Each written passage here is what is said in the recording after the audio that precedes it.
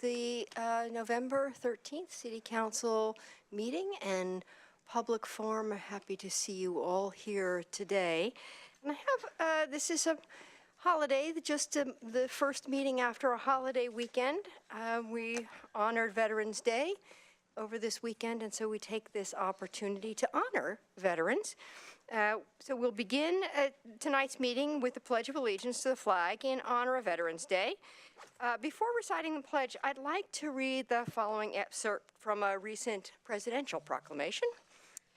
America has long stood as a beacon of hope and opportunity, and few embody that spirit here at home and beyond our borders more than the members of our armed forces. Soldiers, sailors, airmen, Marines, and Coast Guardsmen are part of an unbroken chain of brave patriots who have served our country with honor and made tremendous sacrifices so that we may live free. On Veterans Day, we salute the women and men who have proudly worn the uniform of the United States of America and the families who have served alongside them. And we affirm our sacred duty as citizens to express our enduring gratitude, both in words and in actions, for their service. The example our nation's veterans set throughout their lives is a testament to the drive and perseverance that define the American character. Let us uphold our obligations to these heroic individuals and never forget those who paid the ultimate price for our liberty. On this day and throughout the year, may we sustain their lasting contributions to our nation's progress and carry forward their legacy by building a future that is stronger, safer, and freer for all. And today, leading us in the Pledge of Allegiance is James Miller. And if you would come up, James, with your daughter. James is currently a student at the University of Oregon, as well as a congressional aide at the U.S. House of Representatives. James is a United States Marine Corps veteran who served as an aircraft firefighter and EMT. James also currently serves as the Whitaker Community Council Vice Chairperson. An active part of his community, James constantly seeks ways to improve his community and the lives of those around him. We are honored to have you here tonight. And now, please lead us in saying the Pledge of Allegiance. And would you all please rise?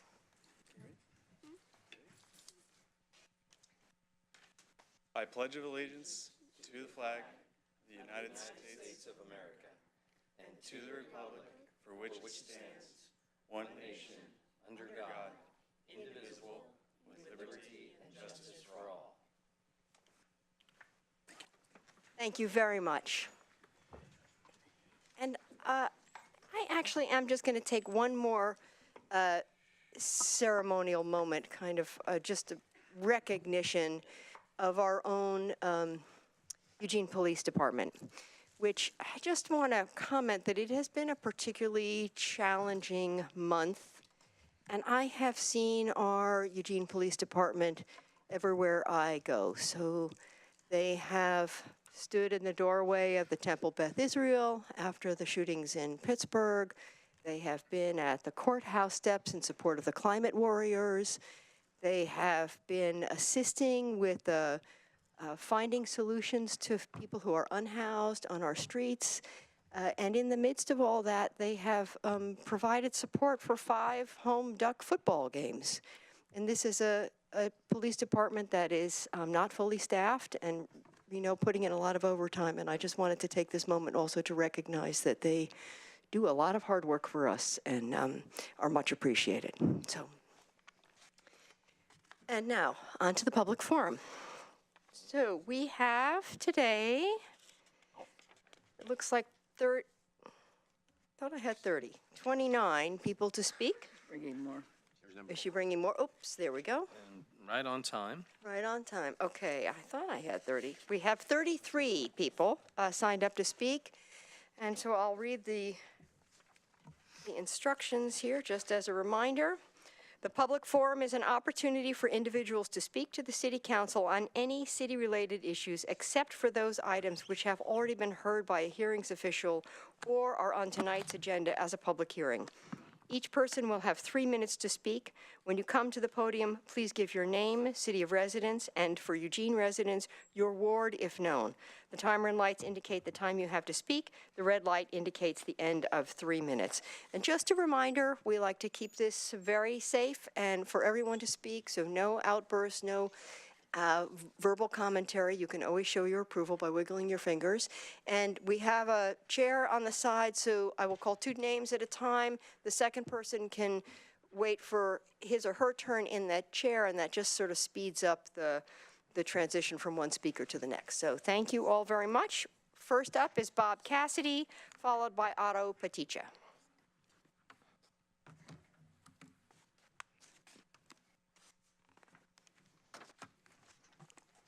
Bob Cassidy, Eugene, and Alan Zelenka's ward. I own a building I would like you to buy to use as a city hall. My co-owners and I would like to sell this building to you for $5 million. This would be much less than the probable $15 million or more you are presently considering building a new city hall on the Butterfly lot.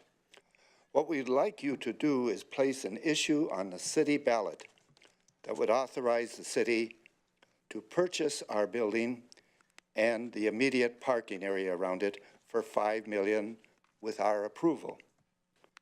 It would also direct the elected representatives at EWEB to sell the building to the city for $5 million. What you would pay for the surrounding area EWEB property would be up to the negotiations between you and the EWEB manager, who is now authorized to do that negotiations at their last board meeting. I have no doubt that the city citizens and the EWEB customers, owners, would strongly approve this ballot issue and save themselves the taxes needed to build that expensive new city hall building.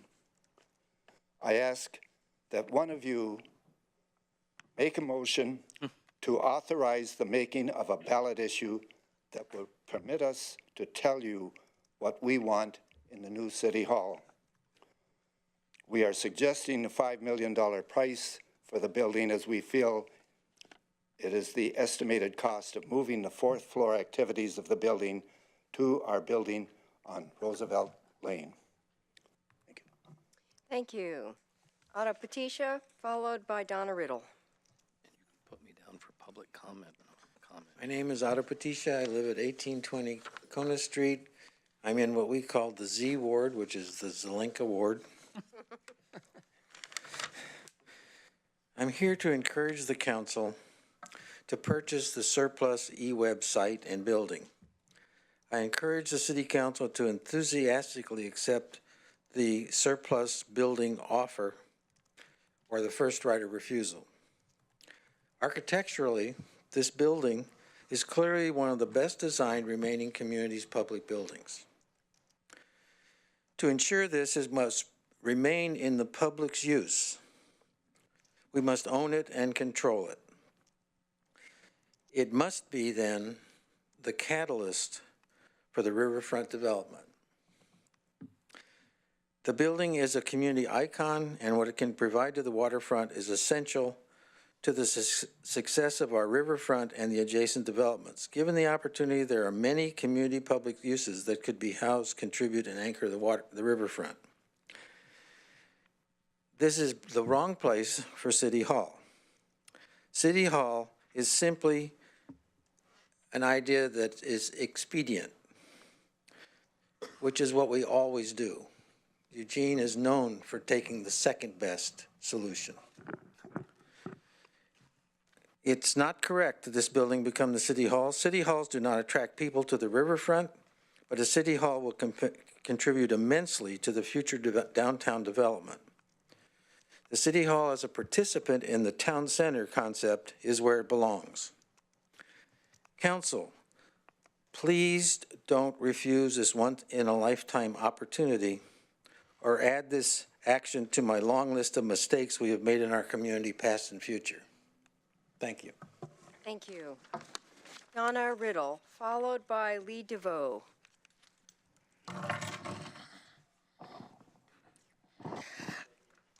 Donna Riddle, Springfield, Oregon. I used to live in Eugene. I've been a community volunteer for over 50 years. And I was volunteering at the Washington Jefferson encampment back 7 years ago as part of Occupy Medical. Occupy Medical had in our last meeting, we discussed the Highway 99 camp, and we were unanimous in thinking that it is a disaster waiting to happen. You cannot put 107 people in a place that would more properly have 40 or 50 and not expect something bad to happen. I saw the problems at Washington Jefferson Park, and I really don't want to see them repeated.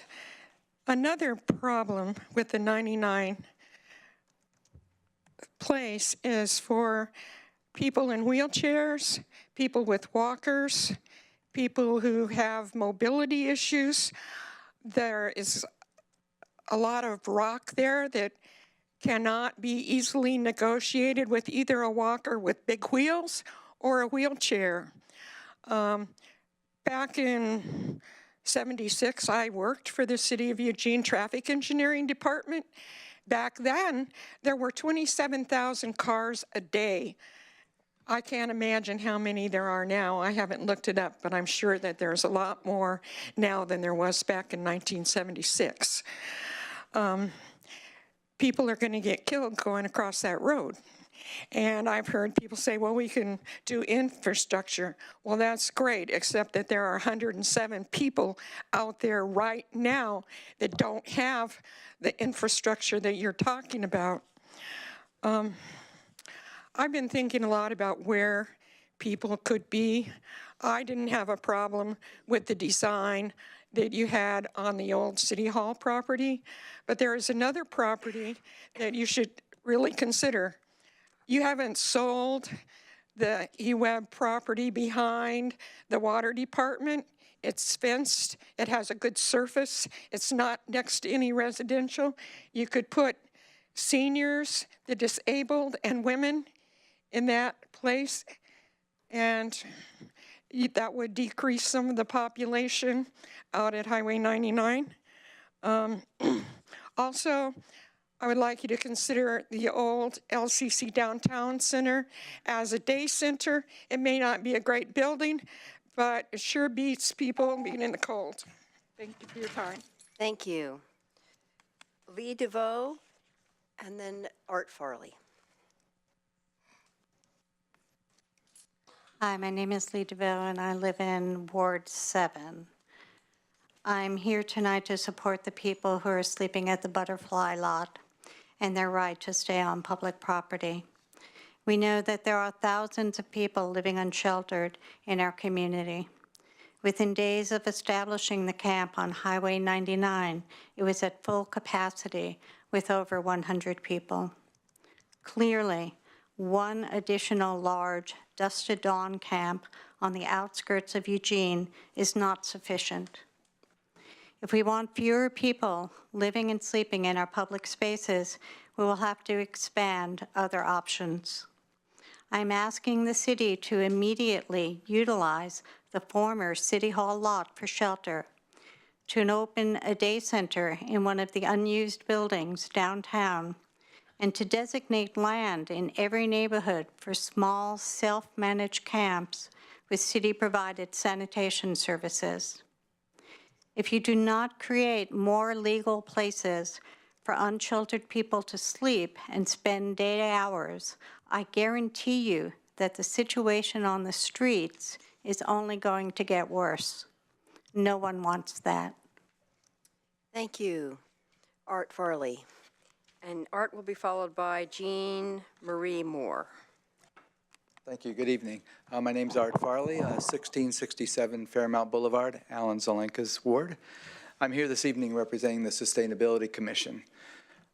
I'm here to reinforce, you should have received in your packet for this evening a letter from us regarding the plastics ban proposal. I'm just here to reinforce Councilor Semple's proposal to ban various forms of single-use plastic food packaging and plasticware. We applaud your recent decision to hold a work party, or a work session on that, and being fraternity people, but anyway, that and urge its scheduling in the near future. The Sustainability Commission over the last year has considered a variety of proposals to deal with waste management issues, and after considering a variety of those, we feel that this one is one that is both timely, significant, and doable. It's timely in the sense of due to the lack of the sufficient and effective recycling options for plastic materials at this point. Food packaging such as this is often contaminated with food waste, and therefore that makes it difficult to recycle here and no longer recyclable in China. It is significant due to the longevity of the plastic material that allows it to infiltrate in a persistent manner both marine and land environments and associated food chains. Much has been made of the large whirlpools of plastic in the ocean and the micropellets of plastic that are found in much marine life at this point. Also, this proposal is doable in that there are compostable bioplastic and fiber-based alternatives now available on the market for this use. In fact, a number of small local businesses have voluntarily begun to use these alternatives with apparently no adverse impacts on their profitability. Certain life cycle analyses have suggested that bioplastics and petroplastics are somewhat equivalent in terms of CO2 and energy impacts. It's kind of unfortunate, but however, the primary benefit of the compostable material is that it breaks down relatively quickly in both landfill and compost situations compared to the damaging long-term life of the plastics that we're seeing. Again, the Sustainability Commission is well aware of that this proposal does not solve the food packaging waste problem. The proposal remains true to our consumption-based convenience society that we've created for ourselves. But, however, we do feel the proposal, as I've said, is timely and doable and is significant in the sense that it does continue to put pressure on plastic manufacturers and recycling companies to take more responsibility, find new alternatives, and expand their capacity and abilities. So, in closing, again, the Sustainability Commission urges you to hold a work session on the proposed ban on plastic food packaging as soon as possible. Thank you very much. Thank you. Jean Marie Moore, followed by, oh, here we go. There he is. Followed by Cindy Allen.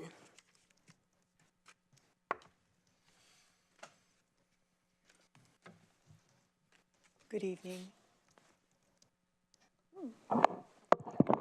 My name is Jean Marie Moore. I haven't been here for a long time. I live at 1313 Lincoln Street. I'm in Emily Semple's ward, I think. I am here tonight to discuss the homeless camp at 99 and the needs of people without any form of even temporary permanent shelter. The first thing I have to say is that to get across Highway 99 at this moment is certainly something I'm really grateful I don't have to do. It'd be impossible for me.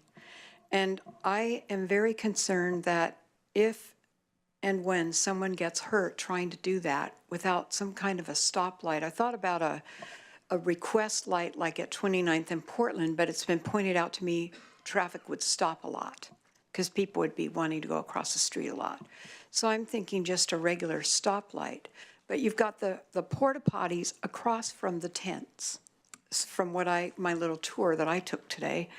And I don't know how quiet it is at 2 in the morning when you go across 99. That might be the only time that someone could safely go to the bathroom from those tents, as I understand the layout. And I really feel like there needs to be some kind of a traffic thing implemented right away. The other thing I want to say is that I think if all the money that went into the city, if you guys gathered all your money that went into talking to people and hooking people up with services and all the things going to emergency rooms and everything like that, if all that money got together, we might be able to do what Utah did and put everybody in a place where they know they're going to be for a while, and then we can start doing the training like Sandra Erickson, I think is her name. She and I worked at City College of San Francisco at the same time. And her classes were, well, I worked there in the 80s, but her classes were very successful. And I think her best guest piece today made really good sense. And I think it's something that if people had a place to be and they knew they could be there and they didn't have to leave during the day, they could actually stay there like those of us who are housed get to do if we want, I think we would have a lot more success here. I think having people have to leave and go other places and only be able to come back at night to sleep, just, it's a double standard that in my mind is unacceptable. And I've had clients, I've been a therapist here since 2001, and I've worked with people who started out in the Mission and ended up having apartments, and I know it can be done. Thank you. Thank you. You may, no clapping, please.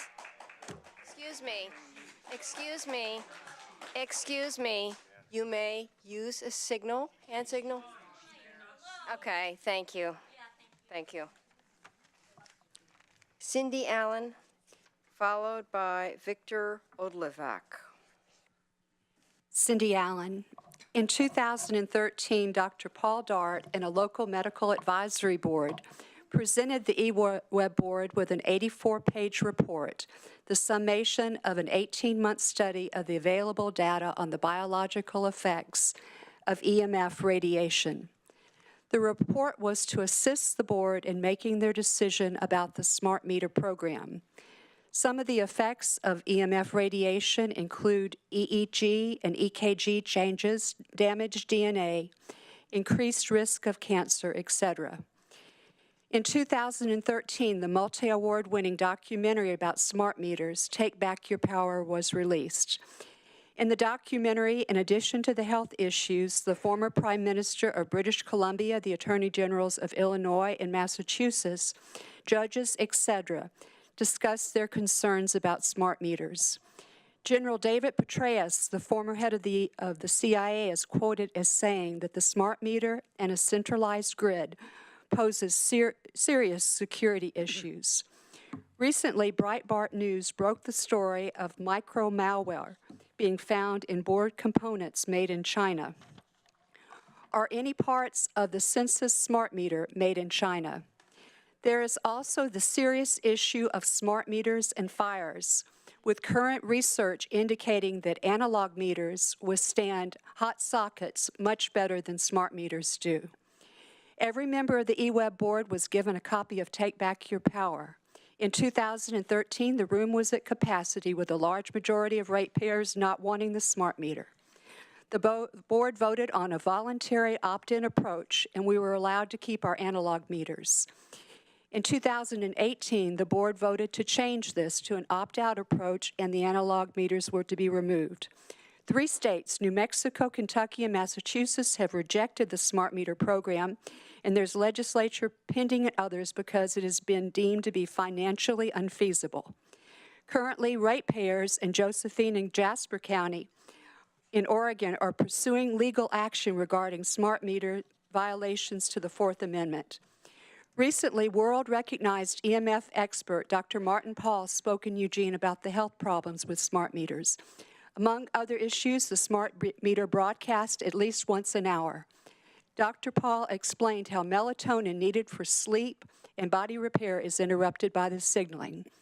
There's an excellent video with electrical engineer William Bathgate testifying in 2018 in front of the Michigan legislation on why the bills go up with smart meters. His testimony is that unusable transient electricity is produced. His bill went up over 15% even with the smart opt-out option. Thank you. Thank you. Victor Odlevac, followed by Patricia Hein. Yes, I live at 1620 Lorraine Highway, Eugene, Oregon. I work with families for safe meters. I volunteer with them. And I want to follow up on what was said. First and most importantly, when Frank Lawson, the general manager of eWeb, was asked by Artie Gilad of our group, Families for Safe Meters, for a financial cost-benefit analysis over the period of the last year. One was never received. Frank Lawson, the general manager of eWeb, replied when he finally saw him in person a couple of weeks ago, "We do not need a cost-benefit analysis," and said eWeb has just budgeted 3% of its billion-dollar yearly budget for smart meters. This is a waste, and eWeb has admitted they are financially incompetent. 3% of $1 billion is $30 million per year. That is $600,000 per week being wasted.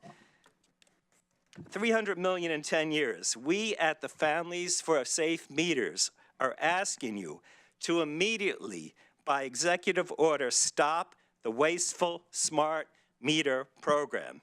As Cindy said, the entire states of Kentucky, Massachusetts, and New Mexico have done the cost-benefit analysis. They therefore said a flat-out no to all smart meters and have kept the meter readers working. By the way, I'm going to hand this all in to you. This is my statement, but this was printed up in 2014 by Artie Gilad, the same person. It's a resolution you can pass this next week to stop the smart meter. Second, more info for smart meters. What they're putting in costs $200 a piece and is only guaranteed for 10 years. Your current analog meter, if you still have it, is guaranteed 40 to 60 years. They're taking that away without asking your permission, and they're destroying it. So that's just a huge waste. And again, also, as Cindy said, the smart meters are very hackable. They're a huge security risk. So you go in there and you can just take down the entire city of Eugene, entire neighborhood. And then further, you're going to have a separate time of use billing system. You're going to have a computer system for that. That's going to be outsourced. You have to keep all the data secure. That's another computer system. We're just making it more and more complicated and wasting the people's money. And third, just putting this in context, we mentioned the City Hall earlier. That was a little bit before my time, but you guys tore it down. I want to know, did you ever ask Terra Firma down south if they could do it? Because they could have done this, and Thank you. you just wouldn't have to do all this. So Thank you. please do not repeat that. I'm giving this to you. The resolution is right here. Thank you. Patricia, great. Patricia Hine, followed by Deborah McGee. Good evening, Mayor Venice, city councilors, and city staff. My name is Patty Hine. I live in the county. We've been wanting to help and have been coming to city council for a long time for Eugene to be a climate leader. And we been trying to figure out how to do that since you passed the CRO back in 2014. The CRO goals now don't seem that ambitious, really, considering the dire predictions that we're recently hearing, that we have about 12 years to get our act together and turn the situation around. You've seen the reports. Here's what I see. You gave the city staff the CRO to operationalize, to incorporate into a new climate action plan that would have executable, emission-reducing plans according to a timeline. We're in the middle of creating that plan right now, complete with forecasted numbers for the reductions we seek in emissions. We saw the figures during last week's large lever shareholder meetings. When you see the numbers, you may be as startled as we were to see how shockingly we fall short of making the goals, any of them. Speaking of veterans, if this were me and I saw plans laid out for a military operation that were so obviously going to fail, I'd abandon that plan, write transfer orders, or worse, for those who originated it and find some people who could do the job and start over. Time is not on our side. We need a plan with actions that will achieve our goals. If we lack resources, we should get them. If we lack expertise, we should hire them. Failure is simply not an option. Tonight, we're going to offer a bit of testimony so you will understand why we are freaking out. In the interest of time, I will offer just two simple situations to illustrate. If you had attended the first two open houses last week to the public, you would have seen the new infographics that our PR firm created that have our climate story and the 3 sustainability staff. A total of 4 community members attended, if you don't count the 350 Eugene people at both meetings. 4 people isn't really outreach and doesn't seem worth the price of the room rentals or the cookies. If you had seen the new input form for the public on the city's website, which offers a place to comment on one or more of the CAP 2.0 chapters, you would find no link to any document. In fact, there is no such CAP 2.0 document yet. If you found the old CAP document, you would see that those chapters don't match the chapters referred to in the public input form. That's beyond frustrating, and it's confusing. These are just a couple of somewhat minor indicators of many of how this effort is lacking. Thank you. Deborah McGee, followed by Jim New. Good evening. My name is Deb McGee. I live in the county. I've been coming here to speak to you about once a month for the past 5 years. I come here because I want to get your attention and help you understand the crisis we're facing and to support you in taking bold action. I know you care. I've come to let you know we don't have a climate action plan that you think we have.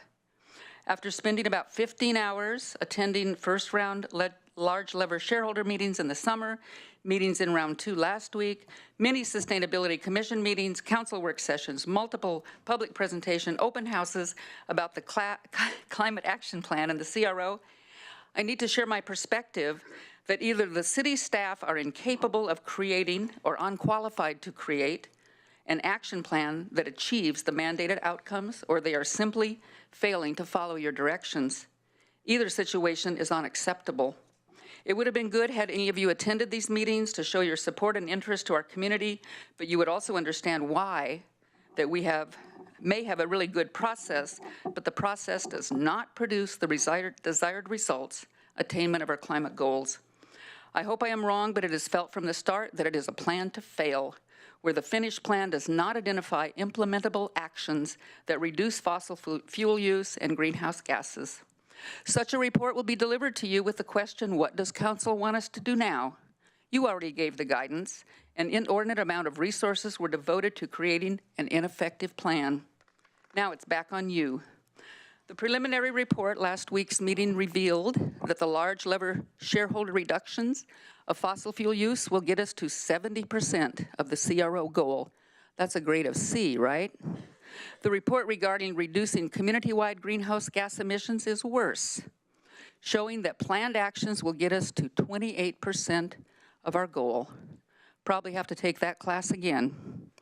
The city manager's job is to supervise and guide staff to engage current best practices to implement your policies.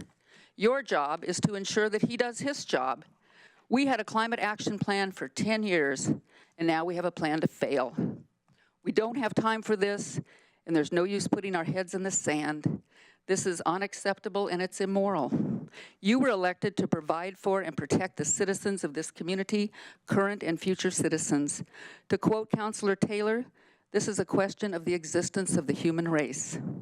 The plan as it is currently being revealed does not measure up to seriousness the situation that we face. There's no urgency, there's no leadership for the magnitude of the changes required. One thing you can do is do something about the Northwest Gas franchise agreement. If the franchise agreement goes with business as usual rubber stamp, that will show willful disregard for your policy and for the health and safety of our community. Thank you. Jim New, followed by Betsy Heights. Mayor and Council, my name is Jim New. I live in Ward 7. The majority of commissioners at the September 4th EWEB meeting expressed competing aggressively with Northwest Gas, promoting fuel switching from gas to electric, promoting electric vehicles, rooftop solar, and getting off of fossil fuels. A week ago, I addressed these commissioners at the public forum with 6 flyers in one hand with rebates up to $950 from Northwest Gas if you install a rated gas fireplace or freestanding gas stove, $750 rebate from Northwest Gas for a new furnace. And in my other hand, I had nothing, bupkis, to show in eWeb's marketing incentives. A climate action plan, large lever shareholder with no offers and no community-wide carbon reduction marketing plan is a worrisome reality. Last week at the Climate Action Plan City Council work session, the mayor anticipated being short of the CRO goals, wants an evaluation of gaps, and addresses remedies with a list of options. Councilor Clark and Semple have concerns that the airport is not part of the CAP metric. No metrics from the savings from electrification opposed to gas, and along with Councilor Taylor and Councilor Pryor, want specific actions with specific impacts. Councilor Zelenka stated we are way behind on timeline, have no specific actions, not meeting the CRO goals, and we need to take this seriously with more updates. And Councilor Evans filled the bingo card when he asked, how can we meet the CRO goal with limits with Northwest Gas still in the game? Northwest Gas is a big contributor to the greenhouse gas emission bucket. After attending 2 large lever shareholder meetings last week, sector-based greenhouse gas emissions fall short of the goal by 72%, meaning large lever shareholder actions only provide 28% of the goal. Fossil fuel emissions reduction leaves a 15% shortfall. This week, the large lever shareholder meetings of building and energy, vehicles and fuel, urban resources will be held with expected disappointing news. A worrisome reality. Please do not wait for the staff to tell you in 6 months that the city is not going to meet the goals of the CRO by relying on the volunteer participation of the large lever shareholders. Good company just told you. The mayor and council must give staff new direction with an aggressive attitude for greenhouse gas and fossil fuel emission reductions. Thank you very much. Thank you. Betsy Heights, followed by Linda Heil. Good evening. My name is Betsy Hitz. I live in Ward 1. I am a climate activist with 350 Eugene. Tonight, I want to point out some implications and benefits of community involvement in planning and implementation of Eugene's climate action plan. Compared to the main players involved in the climate action plan, the mayor, the city council, the city manager, the city staff, the large lever shareholders, and the Sustainability Commission, community members, and activists in particular, are uniquely positioned to positively affect the climate action plan. Here are my 5 reasons.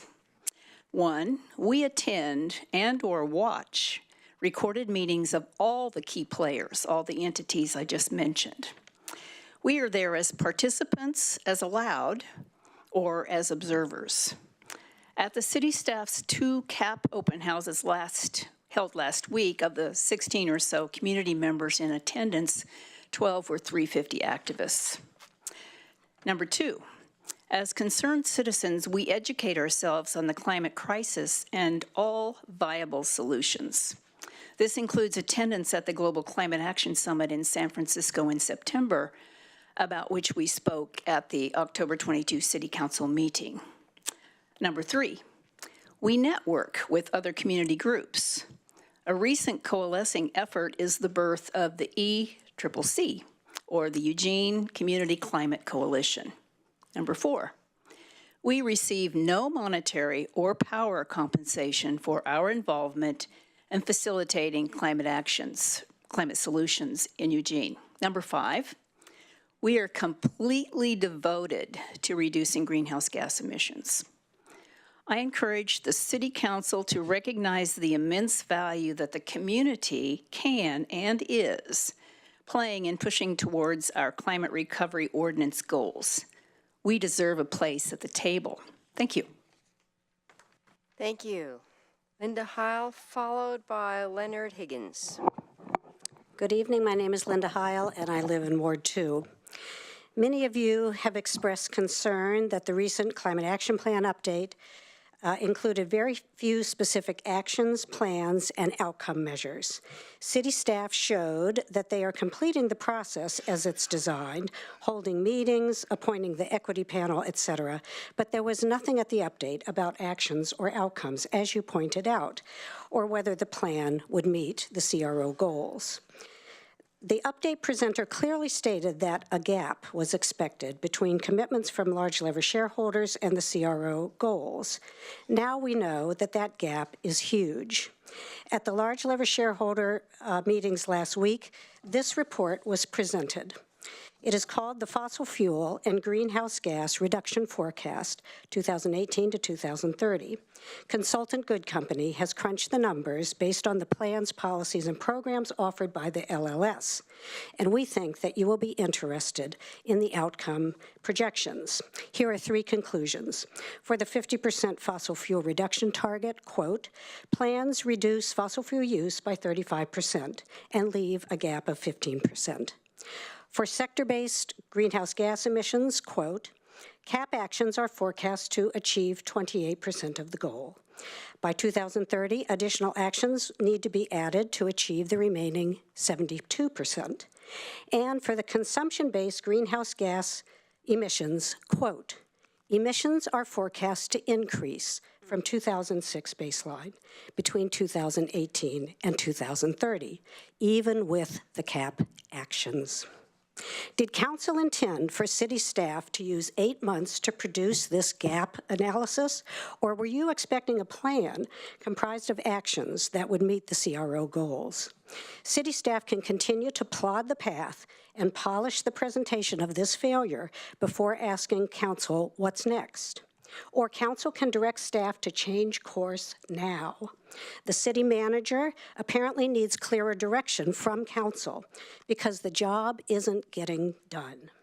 Provide that direction tonight, please. Instruct the manager to reboot the CAP process and require staff to provide an effective plan, not a gap analysis.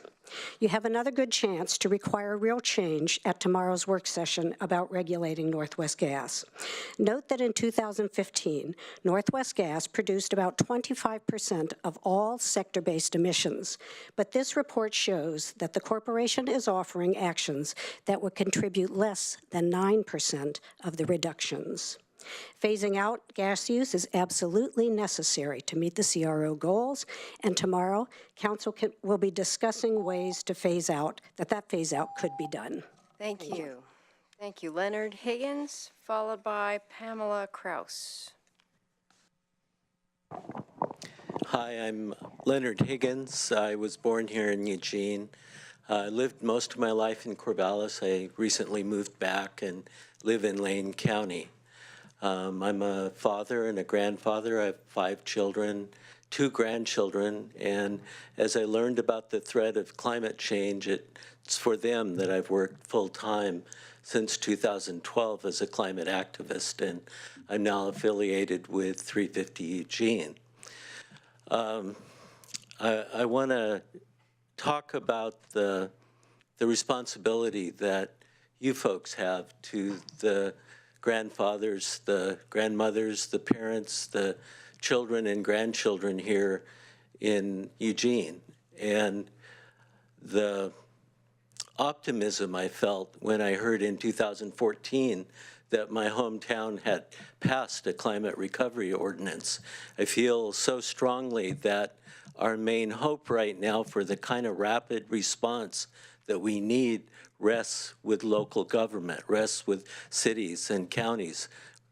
We're getting some response from state governments, and we're certainly not getting the response we need from our federal government. So it's with great disappointment that I hear that given that promise and given all this time and how much worse the crisis and the threat is now, that the city is not on a plan, that is not on a course to meet those goals that really aren't enough. What I brought is an article that was published today. It's written by a woman by the name of Carol Dan Sarow, it really does a good job of describing the fear, the desperation that I have for my children and my grandchildren. She's the author of What Will It Take? She's worked for 30 years for environmental and health and justice objectives. She's an attorney, organizer, and a nonprofit director. She says, "Let me tell you about why I woke up crying today. It has to do with just how close we are to full-blown climate disaster. I was thinking about children who are already experiencing the horrible consequences of global warming. And I was thinking about particular children I love and what's in store for them. Most of all, I was thinking about the unthinkable, that we are on the verge of ensuring that most, if not all life on Earth will be snuffed out. Everyone should be tossing and turning in their beds, unable to sleep." Thank you. Pamela Kraus, followed by John Amundson. Little adjustment here. Good evening, Mayor, councilors, city staff. I live at 746 Mill Street in Springfield now. I would like you all to read my shirt for a moment, and if you have any problem with any of these statements, please say so I'll know what values we're dealing with.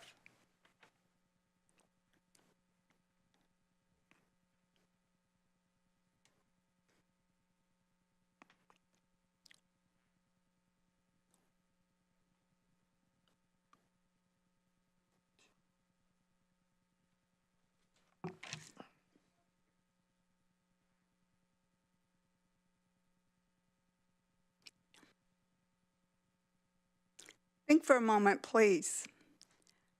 What of any needs of survival do you have right now that are not available to you?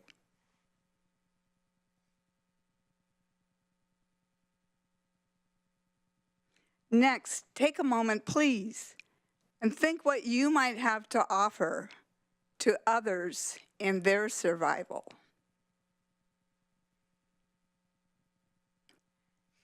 And then, what is preventing either of these from resolution? People were removed from sight in Eugene after being promised a shelter in Eugene. The promise was made and then reneged. I find that unacceptable. This relocation, as I heard it presented to the public, was subsequent to businesses in Eugene complaining about the presence of houseless people. That spoke to me of image and money, not inclusion and care. The location site on Highway 99 has had no safe crossing even from LTD buses to get to the Lindholm Center since I moved here 7 years ago. Addressing it with LTD certainly got nowhere. I gave up a long time ago. So people were housed in a spot where there is no safe way to cross a 4-lane highway. I find that unacceptable. Please provide multiple lighting systems for every person and every vehicle involved in that camp.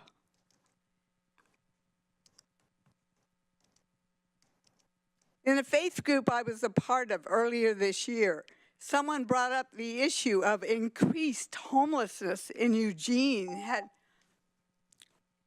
Still here. Thank you. John Amundson, followed by Serena Orsinger.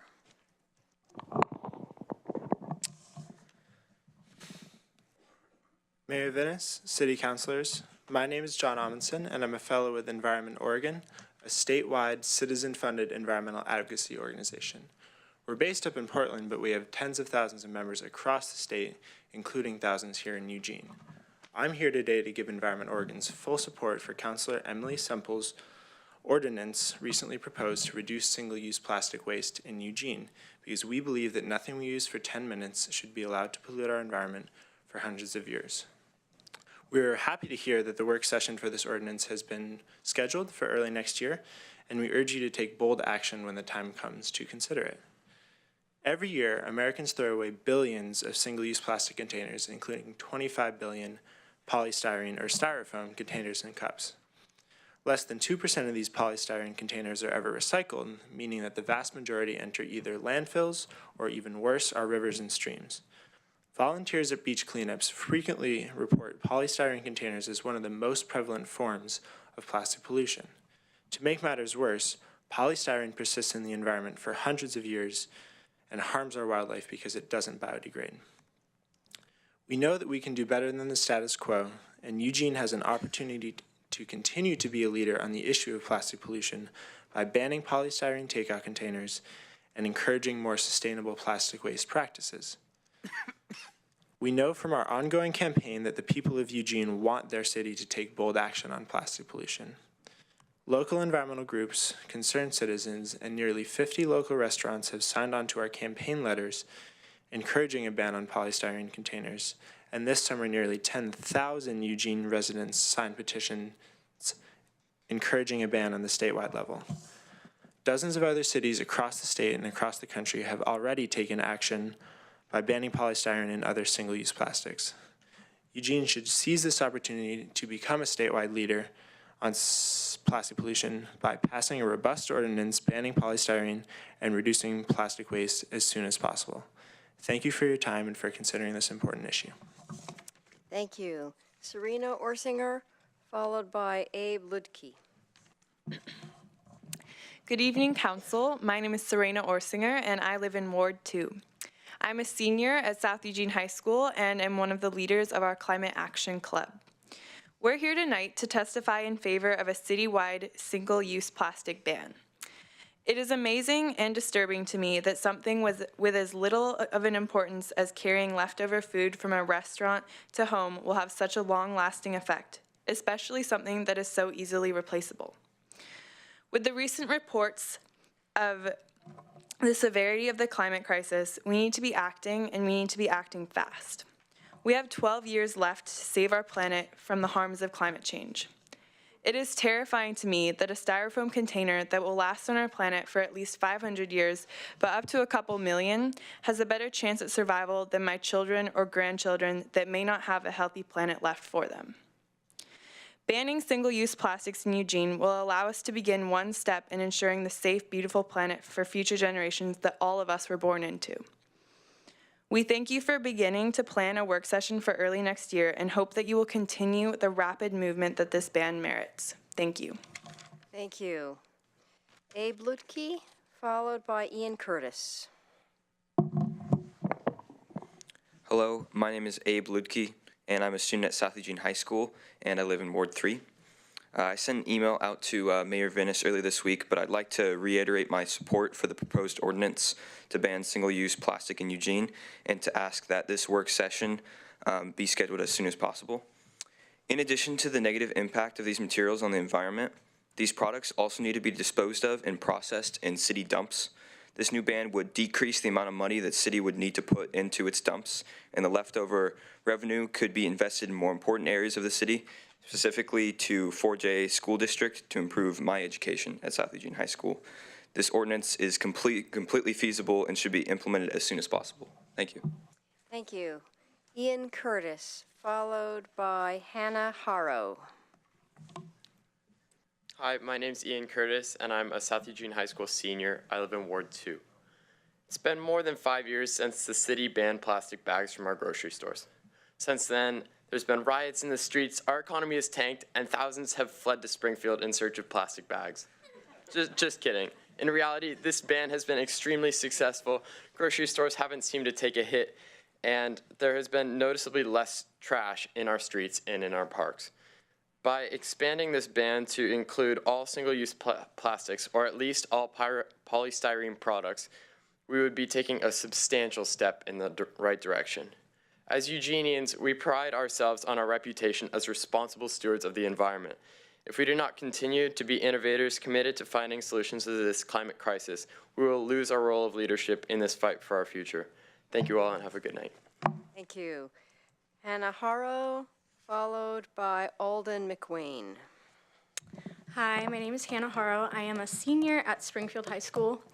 I'm here tonight skipping Chinese takeout night. Totally fine. I mean, this is much more important than stir fry. But anyways, I'm here to voice my support for the ban of single-use plastics, starting with polystyrene in the city of Eugene.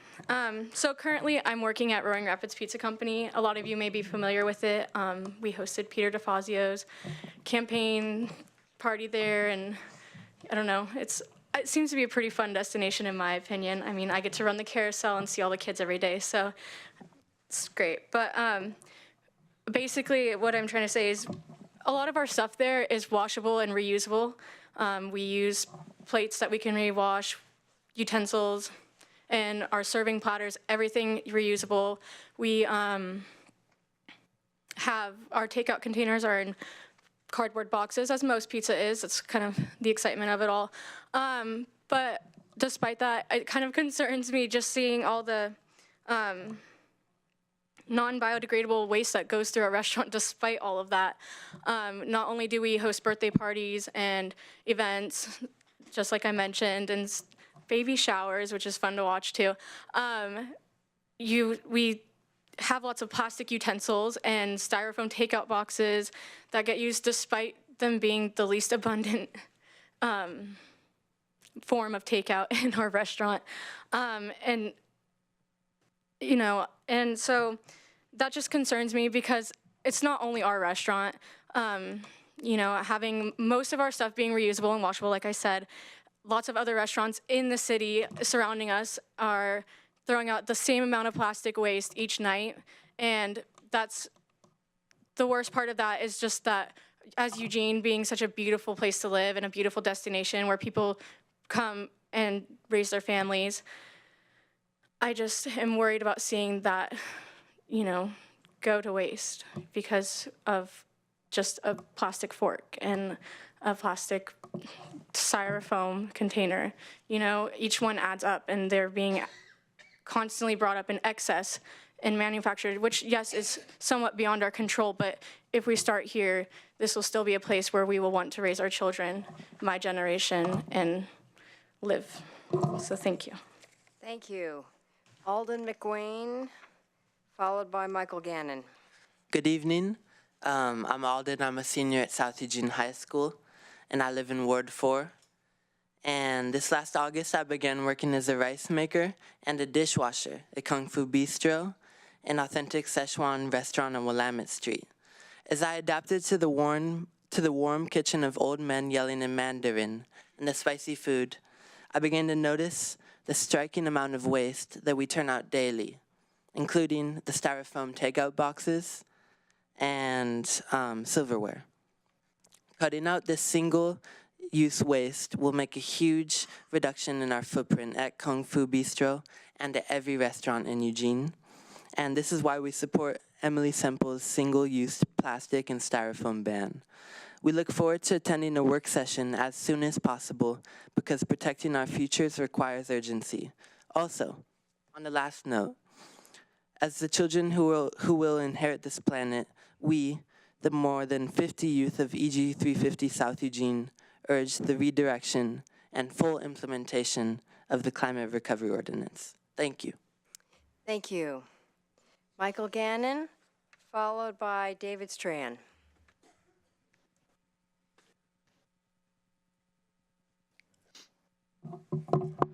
Hi, I'm Michael Gannon. I live in Eugene.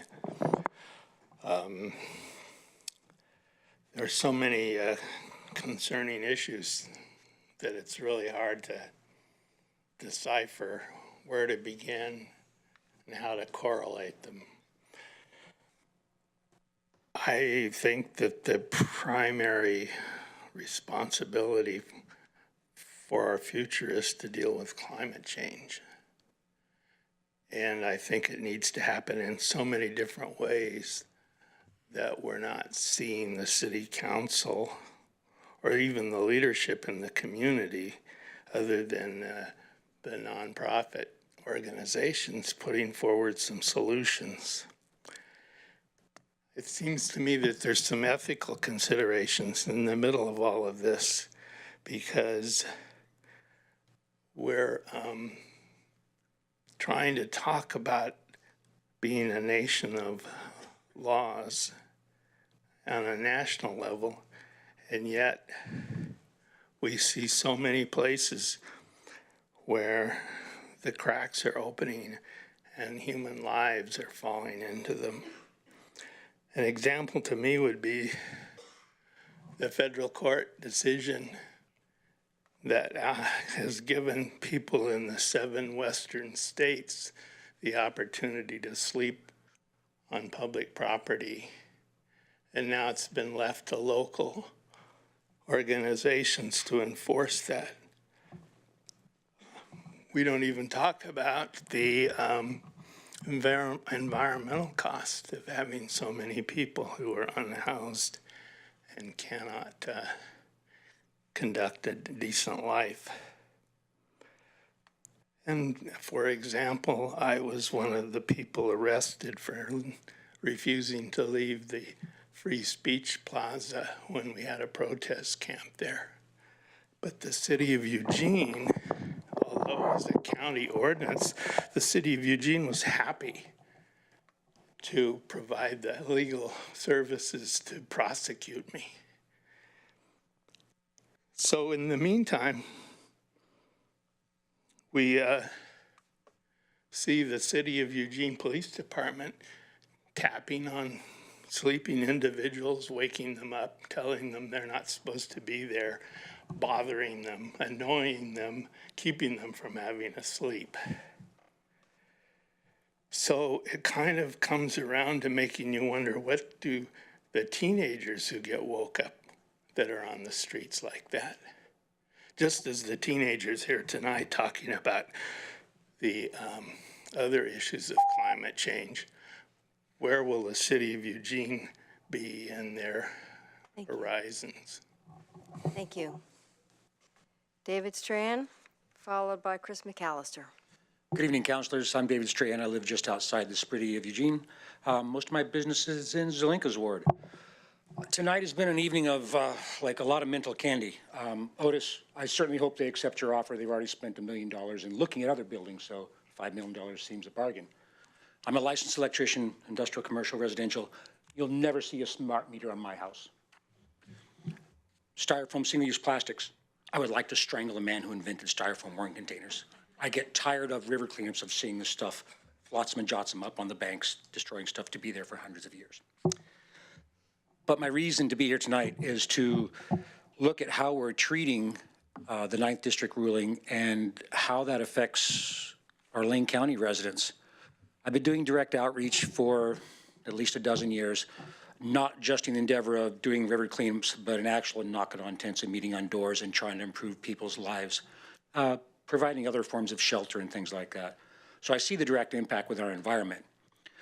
What I've seen throughout all of this is a desire for those within that community to come together as a community and to be self-managed.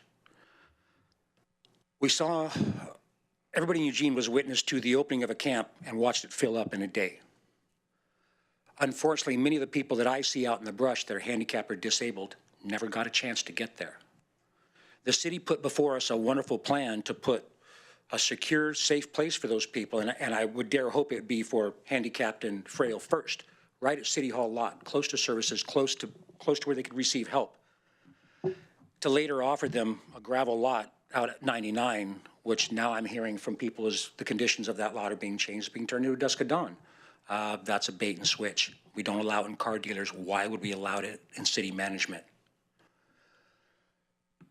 And then I heard tonight, coming up 16th, I think was Commissioner Farr's 16th Night Out program for youth. And we're honoring that with a 16th Night Out Homeless, where we're going to collect socks for the city. And now I'm hearing that we're going to eject some people from a protest area, providing a legal protest for safe spots for people to camp right in front of our celebration of city streets on the 16th to honor the homeless? Is this another street purge? We have better ways of doing this. We have camps that have identified themselves that want to be self-managed with small oversight. St. Vinny's isn't the answer for all. I'm probably going to get fired for saying that, but St. Vinny's can't do everything.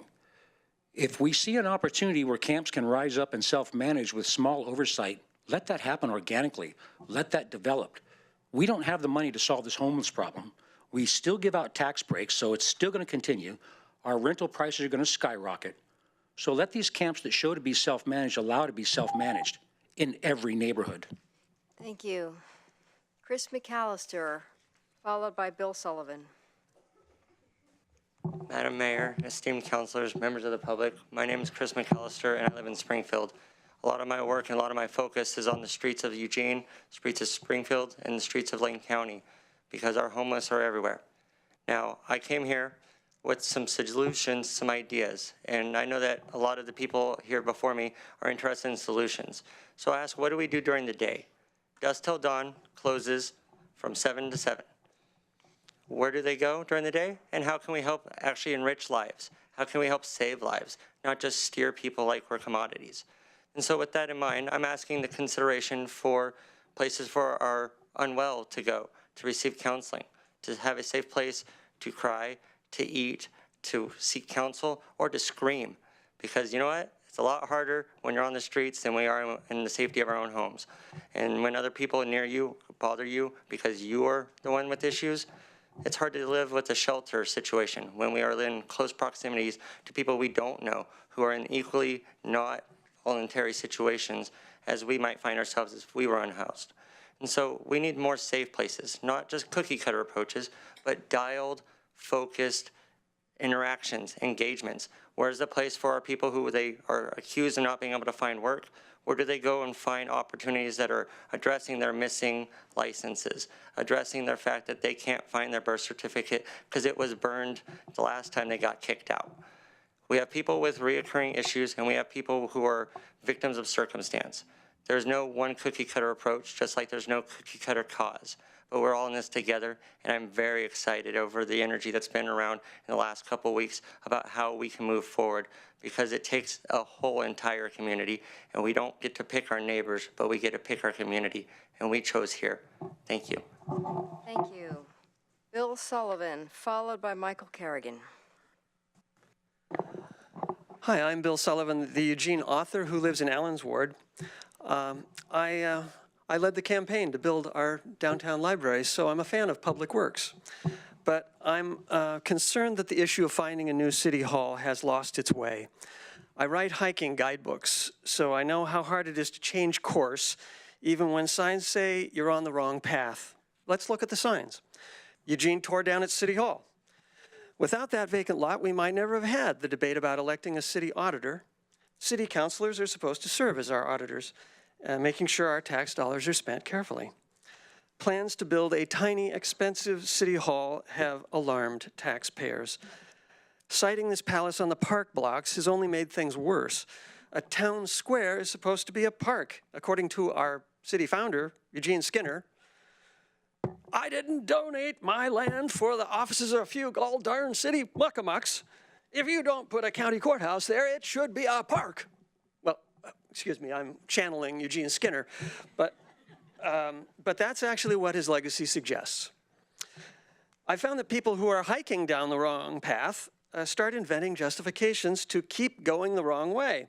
Let's look at these. 1, will it be expensive to buy the eWeb building? No, if we buy the land, eWeb has even discussed giving us the building for free. 2, the eWeb council chamber is gorgeous, but it won't seat a crowd of 200. You're lucky to get 30 people to these meetings, guys. And if you do have more, you can come back to this old hall and you can rent it. 3, is eWeb downtown? Well, it's 3 blocks from the old City Hall site. 4, eWeb doesn't align with the vision of connecting Willamette Street and the Willamette River via 8th Avenue. Have you tried that route to the river?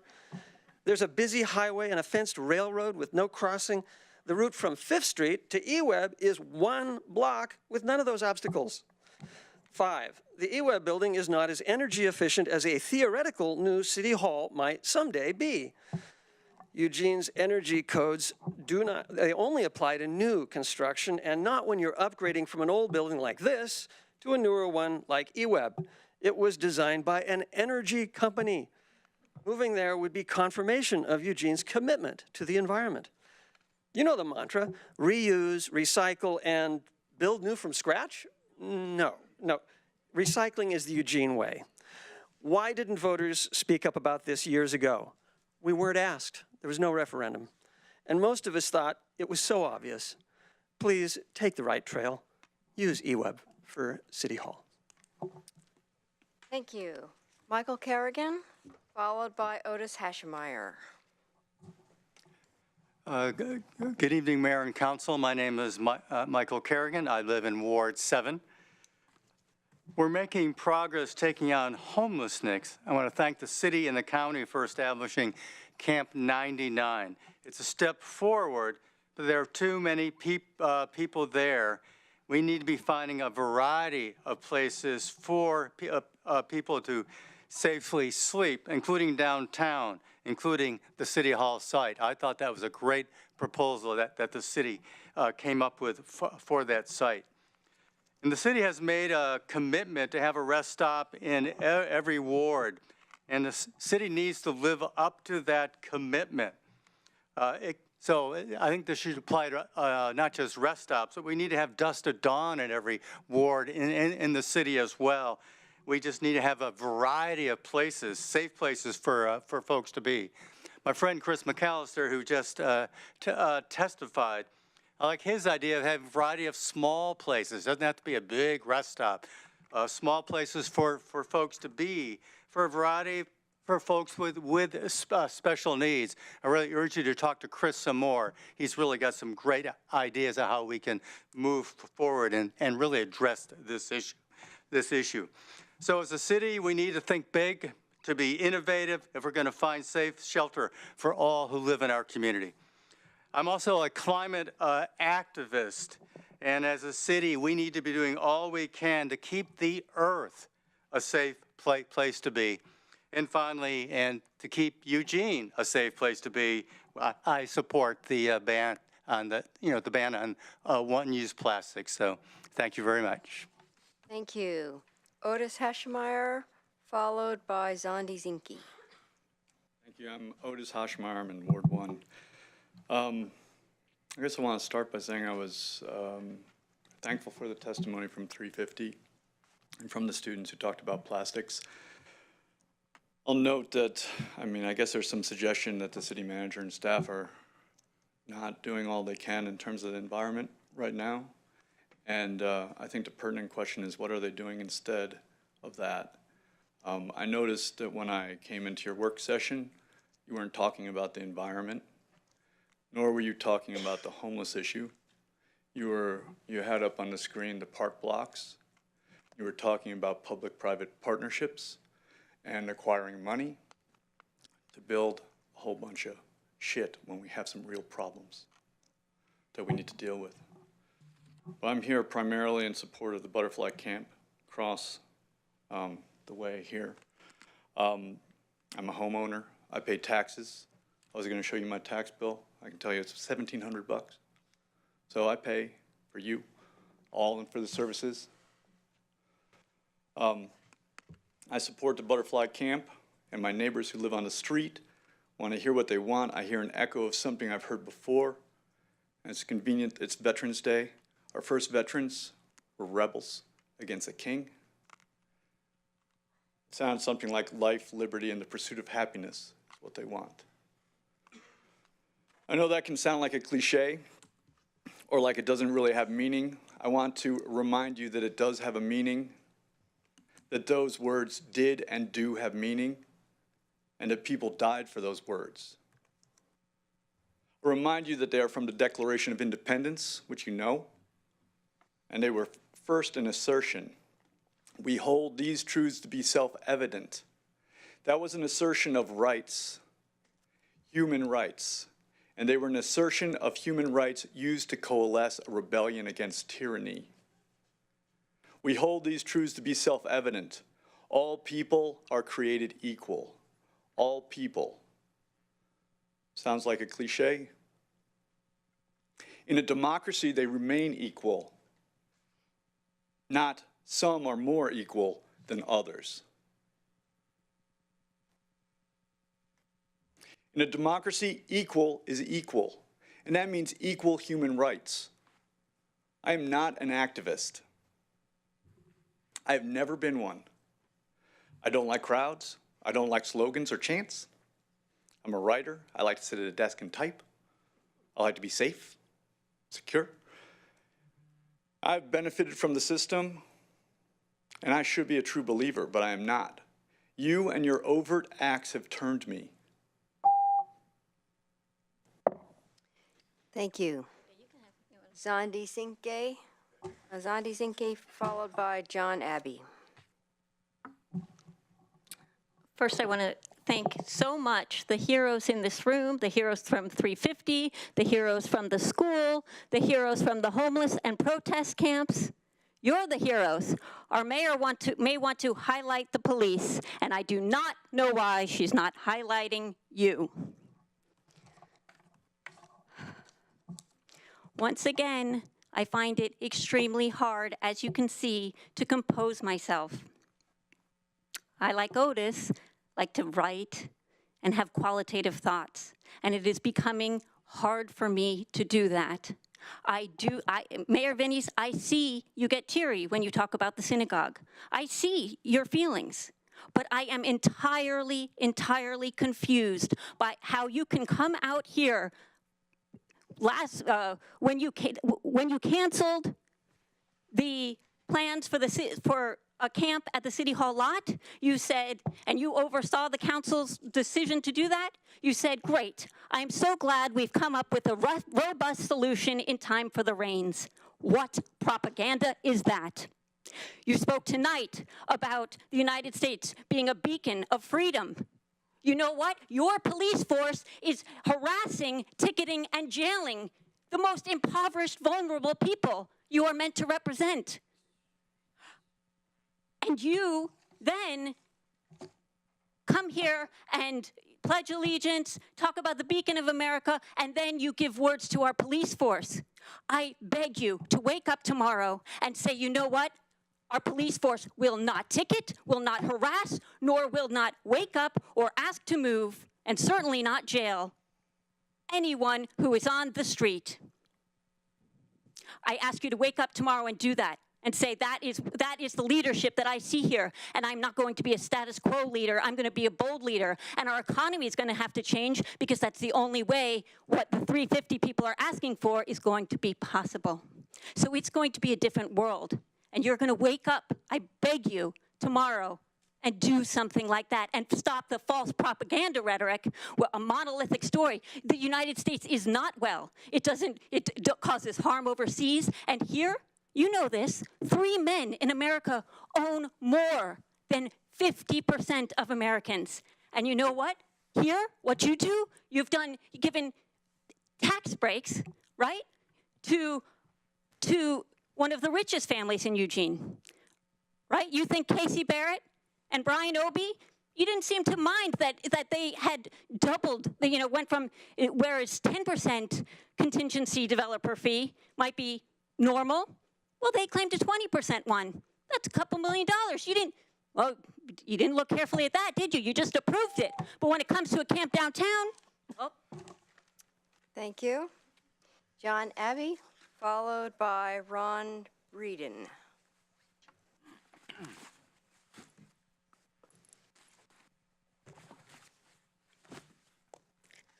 So yeah, my name's John Abbey.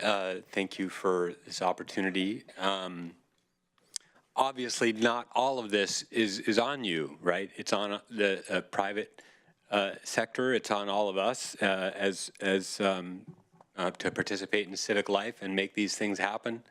I was walking across the country in 2014 to inspire action on the climate crisis when I heard about the climate recovery ordinance that got passed here, and it was something I got to tell people, oh, look what we're doing back in Eugene here.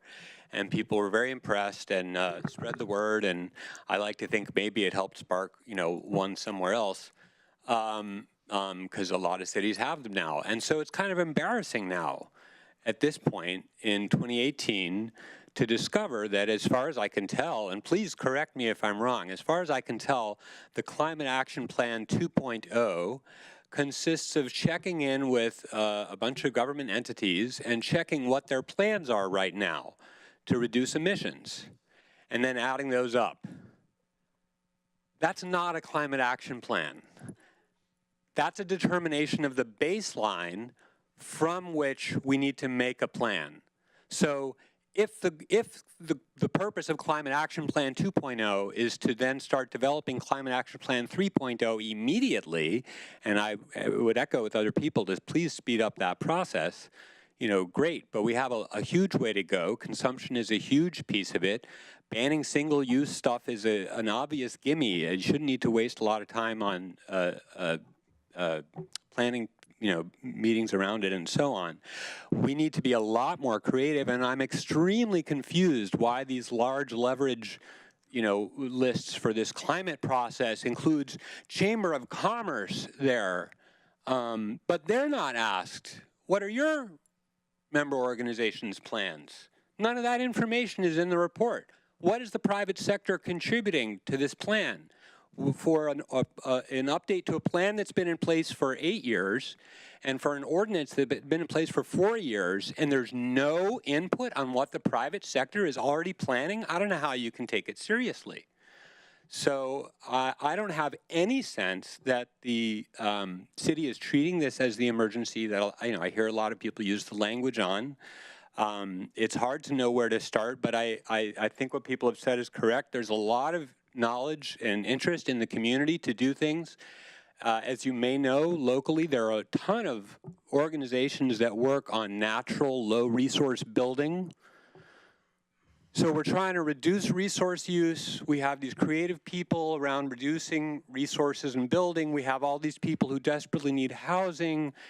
Seems like there's a lot of possibility that's going untapped. Thank you.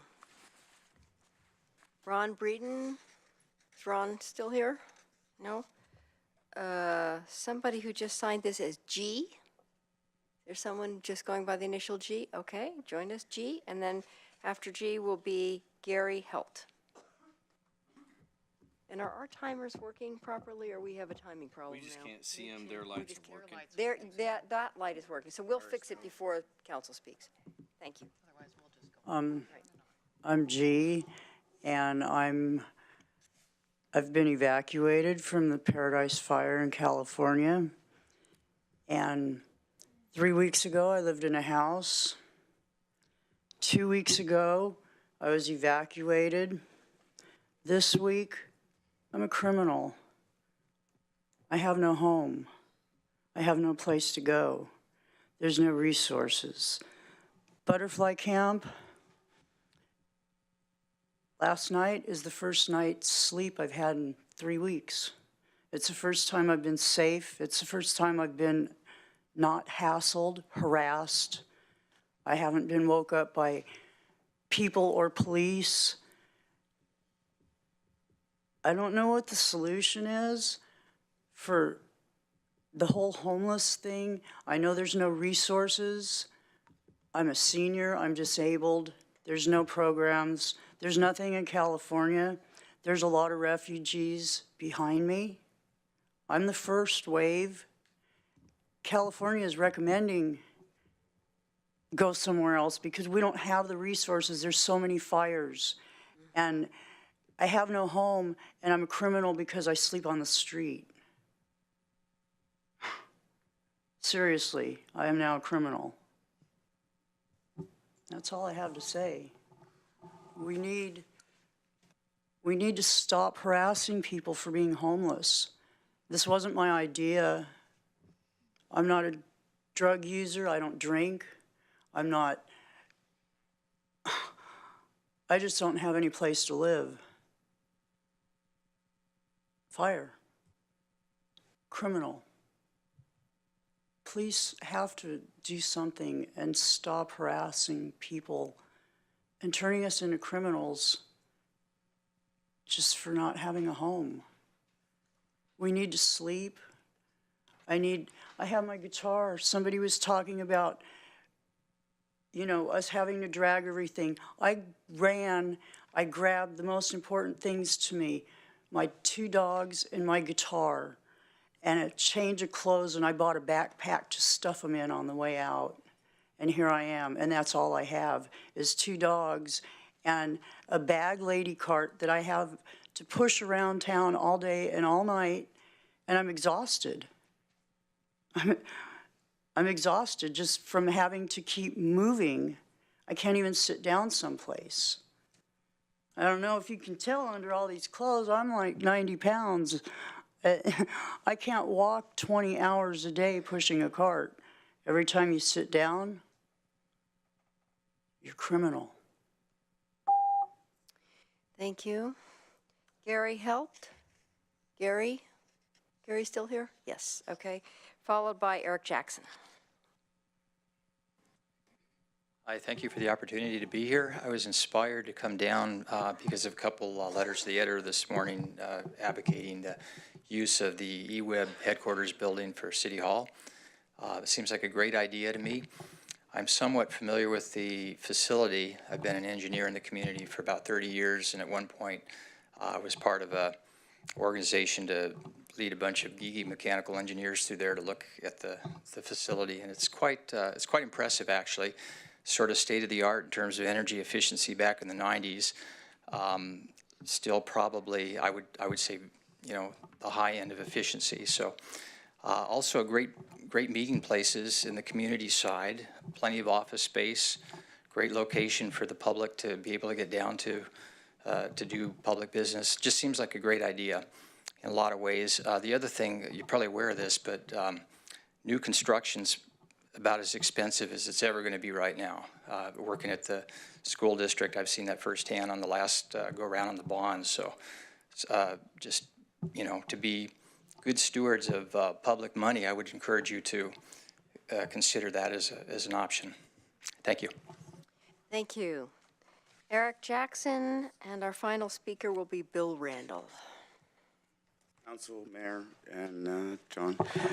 I'm going to try and do this in 2 minutes because I had a friend that was late on the bus coming down from 99, and he was more than the 5 minutes late, so he's not going to be able to speak. I'm going to use other people's words tonight because I normally use my own, but you guys have seen enough of my face. Chris McAllister, as was said, he's an amazing young man that gives freely to the county and has only the best of intentions in mind, and you need to start listening. Styrofoam, all the young kids made me flash back to ordering 800 6x6 and 500 9x9 styrofoam containers every single week for my pizza place for years and years and years. And if I would have been here or anywhere and still in the business at this point, I'd be using cardboard or recycled paper cardboard. Carbon footprints. Carbon footprints I hear a lot of people talk about, and you should take some lessons from the homeless.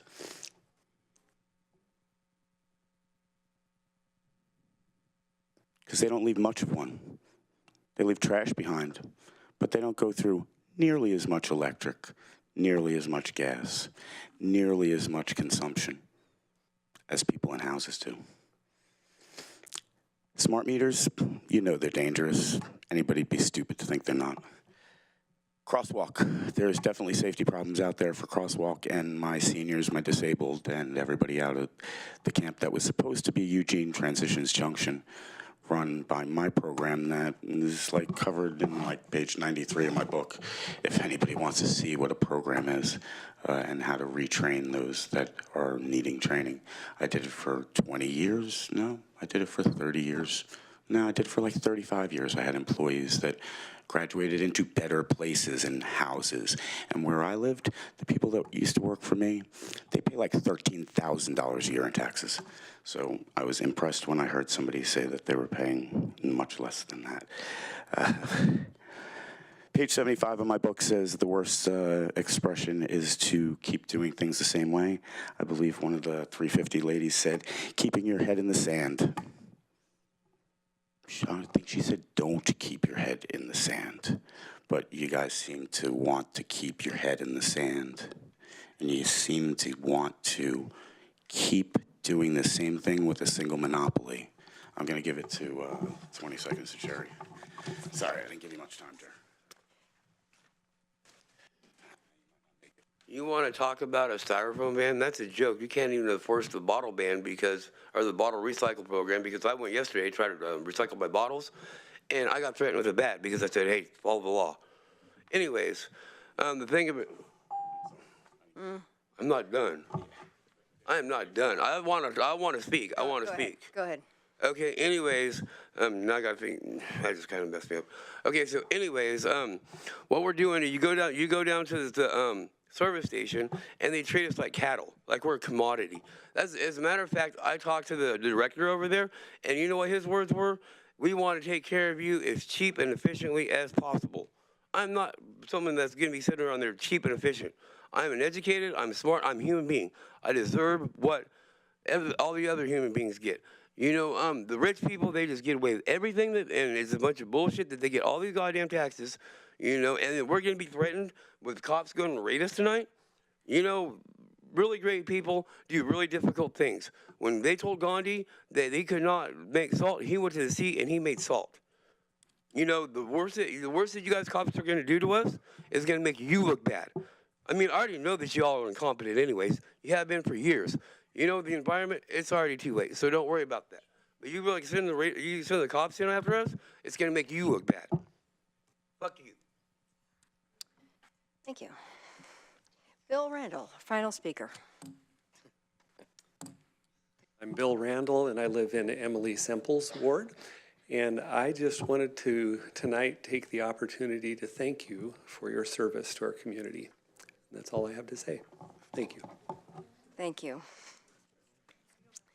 All right, thank you all very much. That was quite a series of comments. I have Councilor Clark, Councilor Syrett. Anybody else want to line up? Take it away, Councilor Clark. Thank you, Mayor. Bill, thanks, man. That was cool. That was nice. That was a nice little way to end there. Bob, I did in July. Made that motion to put it on the ballot. It failed 5-3. Okay?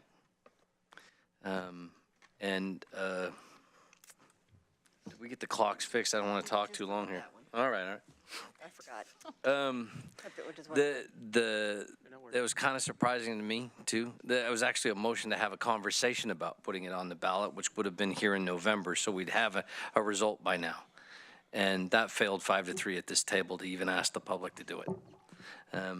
Deborah, during one of the things you mentioned, you said something that I just wanted to address because I made a real nuisance of myself with the city's attorney, as I sometimes do, trying to make a point. You used the words mandated outcomes. There are not. Let's be real clear. The CRO does not have mandated outcomes. What we have asked, what we passed in the CRO was exactly what someone else referenced, which was to set goals and to report back about how we're doing on those goals. That's all the CRO has ever done. One of the reasons I voted against it, by the way.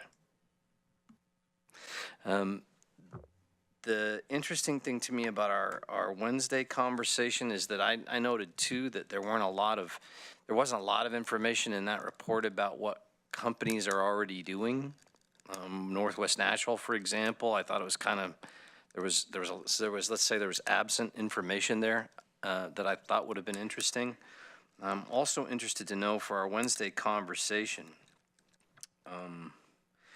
are there other cities that have a requirement for fossil fuel reduction, for greenhouse gas emissions reduction, in order, as a function of the franchise renewal? I don't remember the name of the Supreme Court case. I'm gonna want to say it's not the Dolan decision, it's Donovan. No, it's the one that was in Connecticut, where they said you get we'll agree to the application, but you got to give us the strip of land for a bike path. Which one was that? That is the Dolan case. But The Dolan it was case. actually out of Oregon. It was Dolan versus City of Titusville. So if we require, in order to approve a franchise agreement, that somebody act in a particular manner or do something like that, are we going to run into a problem with the Dolan decision? Not with Dolan, no. Dolan is a Fifth Amendment taking case, and it's about taking private property for public use. The last question I would have is, I would like to know if other cities have a similar requirement, and if the PUC has something to say about this, and any impact or input based on our work in this regard. Yeah, we'll be prepared to talk about that. Okay, thank you. All right, just before we start, maybe we can get the timers working before we continue. I jumped in without giving you a chance. I hope I didn't go too long there. I didn't see the You're light. good. No, you were right on. Awesome. You're just fine. Do we come unplugged here? Nope. Nope. Nope. There we go. There we go. Da, da, da, da. Magic touch. Okay. Well done. Excellent, excellent. All right, Oh, look, thank you I very still have more much. time. The right way. Councilor Syrett. Thank you. Well, thank you, everyone who came to speak to us this evening. So I have a couple of responses on the CRO and Climate Action Plan. We cannot do this work without the involvement of advocates, experts, and residents, because we understand we are all part of the problem, and therefore all have to be part of the solution. And in my mind, that includes the individuals responsible for running those organizations that we have identified as large leverage stakeholders in our process. So I appreciate the pointed criticism that was offered this evening about our current approach and how our plan is playing out. I don't have a specific recommendation on how to fix that right now off the top of my head, but you know, I will work to see that we can improve the process and light a fire under our efforts, because I think that's the bottom line of what you are trying to communicate to us. In regards to the shelter out on Highway 99, City Manager, I am, can we ask our traffic engineer to look at the possibility of putting in some kind of crossing infrastructure there?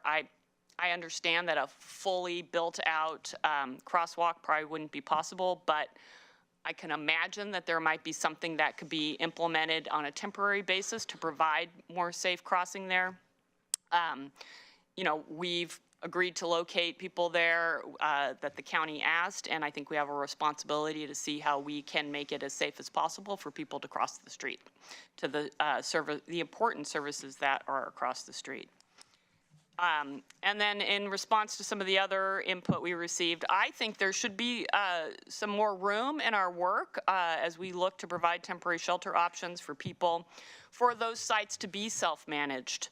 This is the model that Opportunity Village was established and operates under, and it has worked very well there. So we know there's a model there that has worked, and I think the Nightingale Rest Stop also operates under those principles. So it's absolutely doable. So I think it really does need to be part of our conversation going forward, and I will look for opportunities to bring it forward here as this council talks more specifically about our programs. And I also agree that we need to use a variety of formats to serve different needs for folks. Our rest stops, our dawn to dusk, and our car camping programs could be those options, but we have to overcome the resistance to citing those programs throughout the city, and that's really been a stumbling block and a challenge that we have not figured out yet how to overcome. Any other comments from councilors? Okay, thank you. I wanted to just close by thanking all of you for your comments. I concur with Councilor Syrett's comments about the Climate Action Plan. We do need to light a fire under that, and I think that's an important conversation. And also the challenge of really finding sites for people to sleep that are safe and secure is really, it's a critical need. We are struggling to figure out where those sites are. And so that's ongoing work. And thank you for taking the time to talk about your concerns tonight. And I think that closes the public forum. Thank you all very much.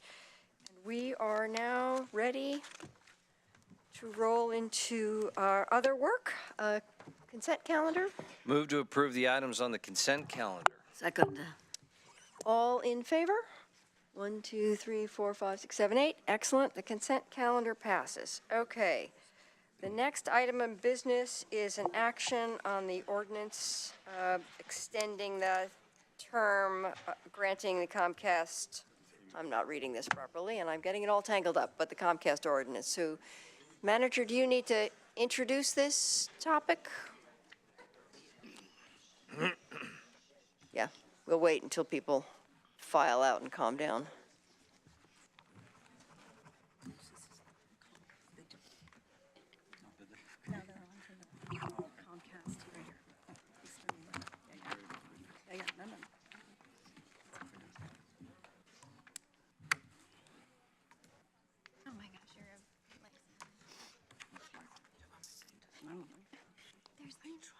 Okay,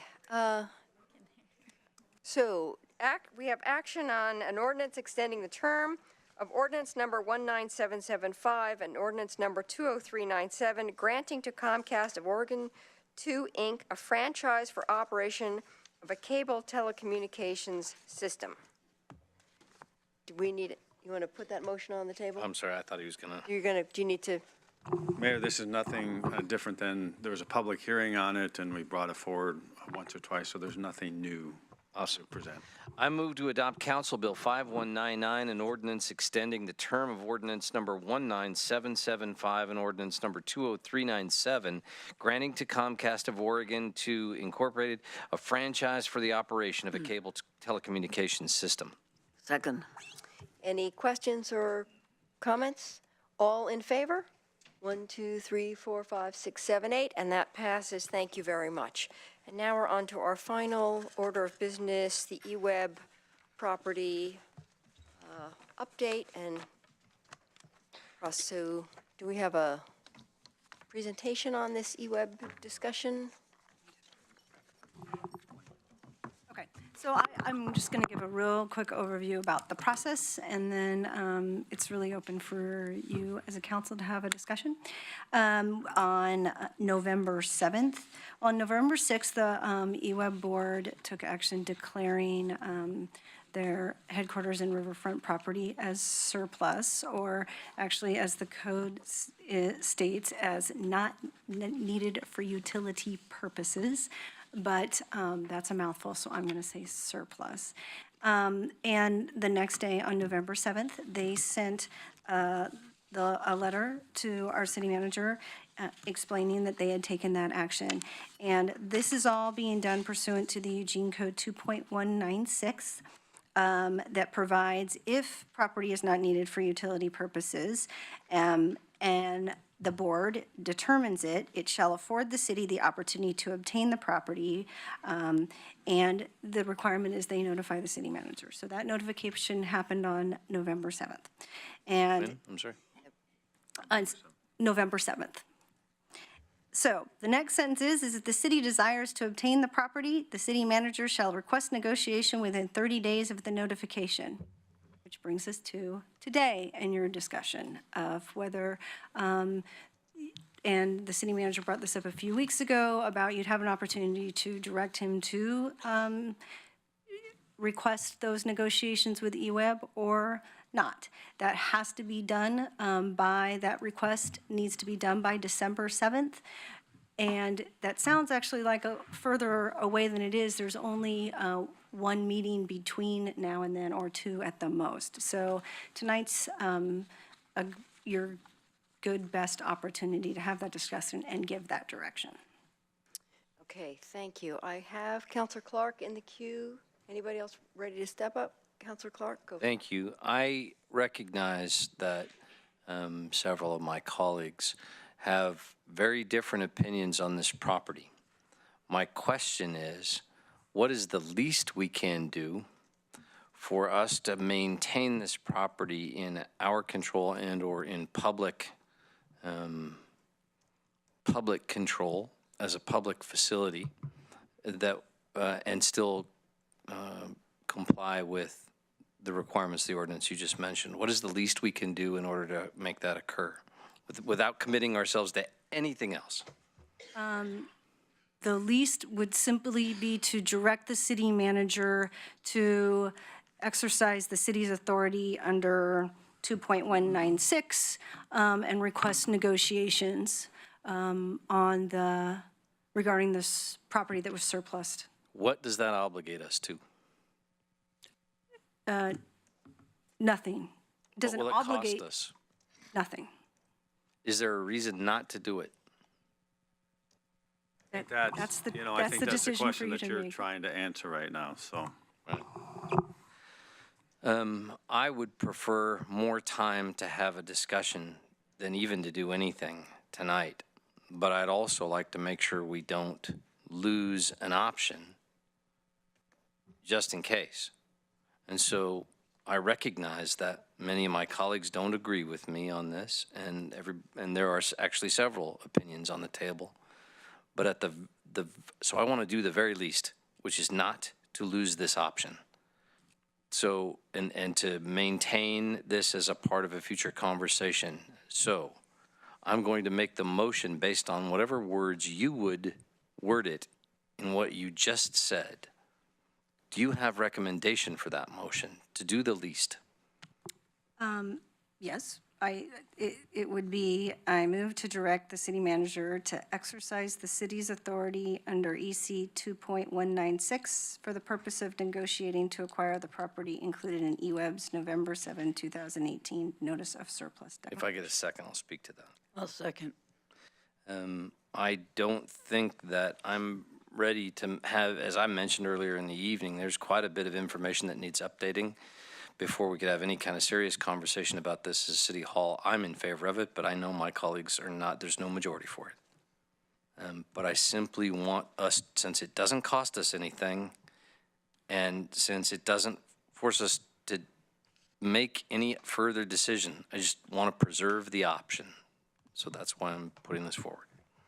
Councilor Semple. Oh, sorry. Thank you. So I do think that there's value in retaining this property as a public property. It was paid for by the citizens of Eugene, and to lose it to a private entity would create a deficit. But I don't think it's the right location for City Hall, and I'll speak to that in a second. I am a little reluctant to move to purchase it without a plan for what it would be used for, but I'm definitely open to exploring what those might be. So at this point, I'm supportive of the motion on the table. In regards to the City Hall question, I have heard from a number of constituents who support the idea of purchasing the eWeb building for City Hall.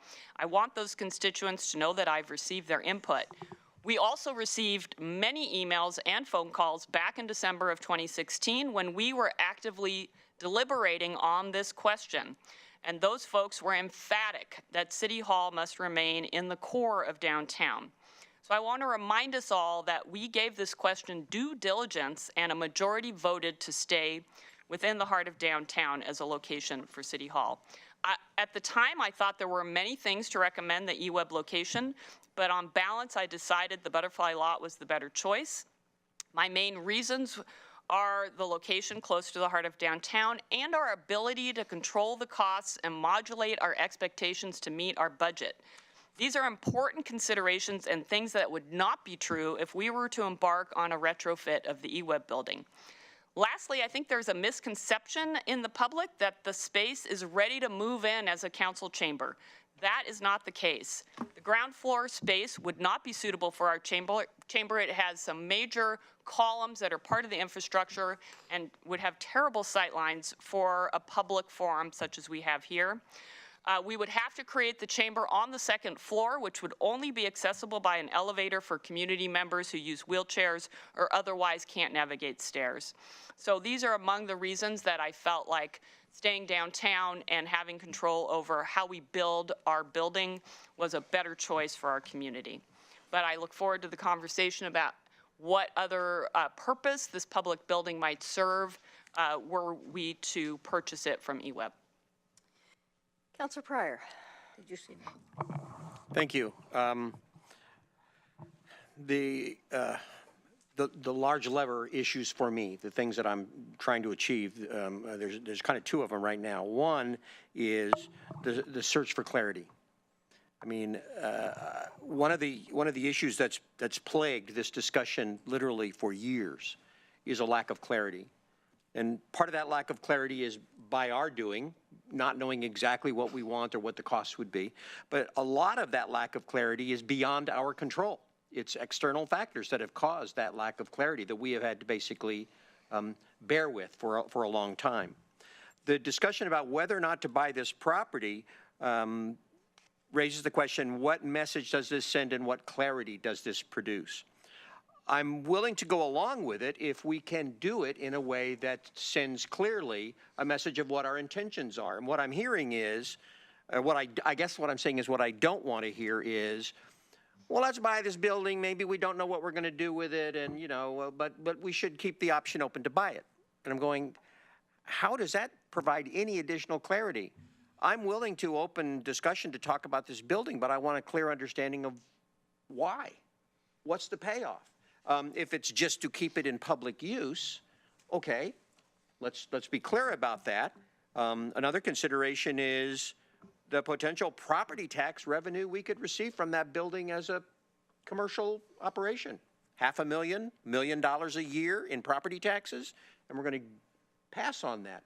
If we as a body want to pass on that to keep it as a public building, that's fine. I'm saying we need to be clear on what it is we're doing. And if we can, and if the motion is to say, let's look at purchasing this building for a purpose that we can kind of clearly articulate, but I'm kind of nervous about saying, well, let's just keep our options open, but we don't really know what we're going to do with it. That's very difficult for me. So I want to hear what the clear expectation is if we're going to go into that negotiation. I also want to know what kind of money we're talking about. I've heard free. I've heard $5 million. I've heard 10 million, I've heard 20, nobody knows what the amount would be, but that would probably be the purpose of negotiation. So I won't even talk about the building itself because that is, as I agree completely with Councillor Clark, something that needs further conversation. But I guess in summary, what I'm saying is if we're going to exercise an option to negotiate the acquisition of this building, I need some clarity around where we're going and what our intentions are rather than just, well, let's just keep our options open. That's not a clear reason. I want some clarity. Okay, Councilor Taylor. Thank you. I would prefer not to vote on this tonight. Do we need to do this today, or could it be 2 weeks from today? You do not need to do it today. There's I misspoke. There's 4 meetings in which you could take action prior to this December 7th. Okay, I do think we should try to keep it as a public building for the public. I'm definitely not for City Hall in spite of all the people who think it is. Good for that, but I think that we could facilitate, I'm thinking of what we did for the Civic Stadium. We didn't buy it to use, but we facilitated the use of it. And I think we could do something like that perhaps for this building. But I would prefer to wait a couple of weeks and vote. The reason while we're talking, I'll just say why I don't think it's good for City Hall, though we're not really discussing that right now, but it's not in the heart of downtown. It's not close to the county, which I think is an important thing, that the two governmental bodies be close to each other, and it's not as accessible for people who don't have cars. Those are 3 reasons. But I move to, could I make a substitute motion to postpone for 2 weeks? You can, so there's a motion on the table, so you can just move to postpone voting on the motion into, you could say,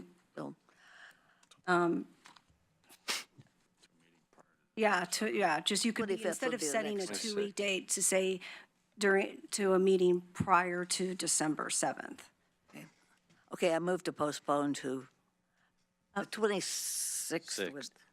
It's a Monday. To no late, I would say no, to give us some options within this agenda, I would say to no later than the November 28th meeting. That's your last meeting before Okay, December 7th. I move to postpone to a meeting no later than November 28th. Do we have a second? I'll second. So, and I would like to speak to it too, so I'm just going to jump in here. I just have a question about this of what is the information that we would attain in the next 2 weeks that would make this decision easier to make? Like, what are we going to learn in 2 weeks is my question. So You don't know. are we asking, I mean, I guess I would like to know the intent of postponing. Is there information that we are asking staff to provide to us over a 2-week period that would make it easier for council to make this decision? So you can take your turns and answer that as you, yeah. I have, There's a new queue, is that I guess I got a new queue, so I'm getting a little confused. Okay, so I have Mike. I know you haven't had a first round, all right. So, and Alan is actually in my queue, so I'm gonna let Alan step in, and then Emily. So there's a okay? new queue, or? And then you're already on a second round, so I don't know. So I don't support the eWeb location for a new city hall because it's too expensive. It's probably 3 times more expensive than building at the Butterfly Lot. It's not the right location for a city hall. I don't think we should commit the tens of millions of dollars it would take for a much larger city hall project at the eWeb site that it would necessarily involve with it. And I think the eWeb New City Hall would increase our operating costs substantially and force a lot of other projects off the table that we would necessarily need to do. So for that reason, I don't support the eWeb site for City Hall. I don't know that we're going to gain any more information about this issue. The information that we could possibly gain is for those folks that want to keep this in public hands, what would we do with it and how would we pay for it? But that is not going to come to us in the next 2 weeks. So that's not something that is going to be able to be done. So I'm going to vote against the motion, and if the motion fails, I will make an amendment to Councilor Clark's motion that instead of saying for the purpose of negotiating to acquire the property, I will make the motion to amend it to say, for the purpose of negotiating to acquire for non-city hall purposes, the property. All right, Counselor Semple. Thank you. I also am not interested at this point to consider it for City Hall. I think it's really important that council go forward with what we said we would do with the December 1st deadline for the City Hall lot and the Butterfly lot with the county. But I do think eWeb is an iconic building. I think it is, although not in the center of where I would like the center of government to be, it is in the center of town. We have so much development going on along that corridor. I'm concerned about taking the employees out of downtown if we were to use it for City Hall, but I'm really interested in what other possibilities we might have that would be a draw to people to come down to enjoy as well as to use the river. I think there's a lot of possibilities, and I'm in favor of going forward with finding out more, which technically is negotiating, but we do have 5 years to think about what we could use it for and to look at that. So at first I thought, oh, I need to wait and hear more from the public because this is kind of new. But I think that going forward with it would include lots of public comment. And I would prefer to have that time. I mean, I don't think we need to postpone. So we have so much to do, I'd just like to get it done. Okay, Mike, do you? Thank you, Counselor Mayor. Clark, That's the sorry. reason, Betty, that I asked the question the way I did about what's the very least we can do, because I too don't want to rush into anything, and I know people's points of view are different, but I don't think we're going to learn anything new in the next 2 weeks or anything different. We already know that series of neighborhood association folks took an online poll that's certainly not scientific, but I had 753 people who are neighborhood involved folks and business owners, because the chamber folks participated in it too. And it said 73% of them said we should acquire the property. I don't think we're going to learn anything more than we already know, which is that there are 3 different polls I'm aware of that suggest something like 75% of the people in our community think it's a good idea for us to acquire it. I'm not suggesting today that we absolutely buy it. I'm suggesting that we don't lose the option to do that if for any reason we want to. And if we wait, we will lose that option and it'll be the new headquarters for some other company. I'm just saying I want to pass this motion that does the least possible so that we preserve the option to have an intelligent, informed discussion about this at a later time. I'm not going to get into the debate with Alan on the merits of what we might use it for, which I will look forward to in the future, I hope. An informed one with new information that makes sense. Thank you. Okay. And, oh, forgive me, there's also the other point that this gives us 5 years. We could decide in a month, no, we don't want to buy this, and end the negotiations. But it gives us 5 years to develop the desire for whatever purpose that we come up with. But the only reason to pass the motion I made, from my perspective, is not to lose the option to keep it in public hands. Thank you. Okay, Counselor Surratt and then Counselor Zelenka. So I have a couple of questions. Can you explain to me this 5-year timeline that a couple of my colleagues have thrown out there? That's in our code provision. So 2.196 states that any agreed transfer to the city and compensation to the board shall be completed within 5 years from the date of notification. So any property deal will have to be completed by November 7th, 2023. And we would have the ability at any time to say, no, we're not doing it. Correct. The negotiations could break down. Yeah. Yeah. And EWIP could do the same thing. It's my time, Alan. You can raise your hand again. Thank you. It's the negotiations. It puts the the bookend on the back end of how long you can negotiate for. But it's not saying, I mean, what I'm kind of hearing is we could exercise our option and then mull it for 5 years and then close the deal. Well, and it does say the sentence preceding the 5 year, and the 5 year is the only hard date that is in this, anywhere in this code provision. 2.196 is the 5 days, yes, I'm sorry, and 30 days for the notification, but for the negotiation period, that's the only hard date. The other provision that gets to that is that as soon as possible after notification, the city manager and the board's general manager shall negotiate an agreement. So that's that's just as soon as possible. Yeah. But the 5 years is when it needs to be completed, the negotiations need to be done, and this transaction needs to end. Yes or no? Yeah. And then the other question is, if we did purchase this building, would we have the ability and legal authority to lease it to a private entity if we decided there wasn't a specific public purpose or a nonprofit entity? Or would we have to use it for some government purpose? There's no legal prohibition on that. That would be part of the negotiations if there was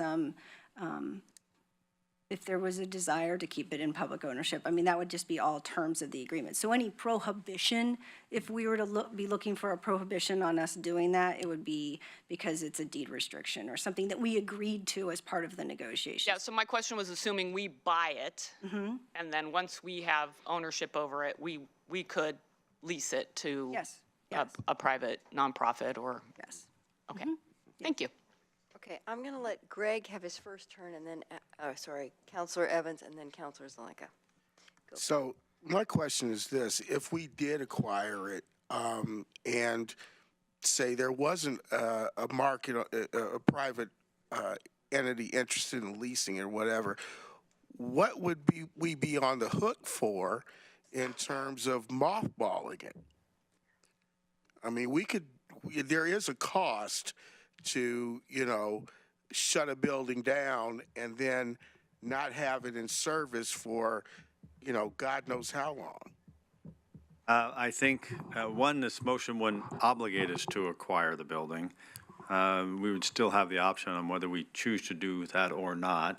And I think as part of any deal, we would come back, we can't buy the building without the council Yeah, well, approval to buying the building. Just say And- that if we and did. part of that would be, is there somebody ready to purchase it, or do we have a use for that building before we just choose to buy it just to buy it? And I think that would all be part of that conversation. If we chose to buy it and hold it empty, then there would be mothball costs or minimal cost to, to continue to maintain that building. So it is possible, but I think that would be all part of whether or not we would choose to move forward with purchasing the property. Okay. Councilor Zelenka. Claire asked my question, but I would like to be first in the queue if the motion fails. Okay. Put me in right after. All right. And Councilor Pryor. Yeah, I had mentioned earlier about my desire for clarity. This conversation has helped, I think, to some degree. But I think for me, I'm fully fine with Councilor Clark's desire to at least keep the option open to purchase the building. I can go there because of all the things I've heard.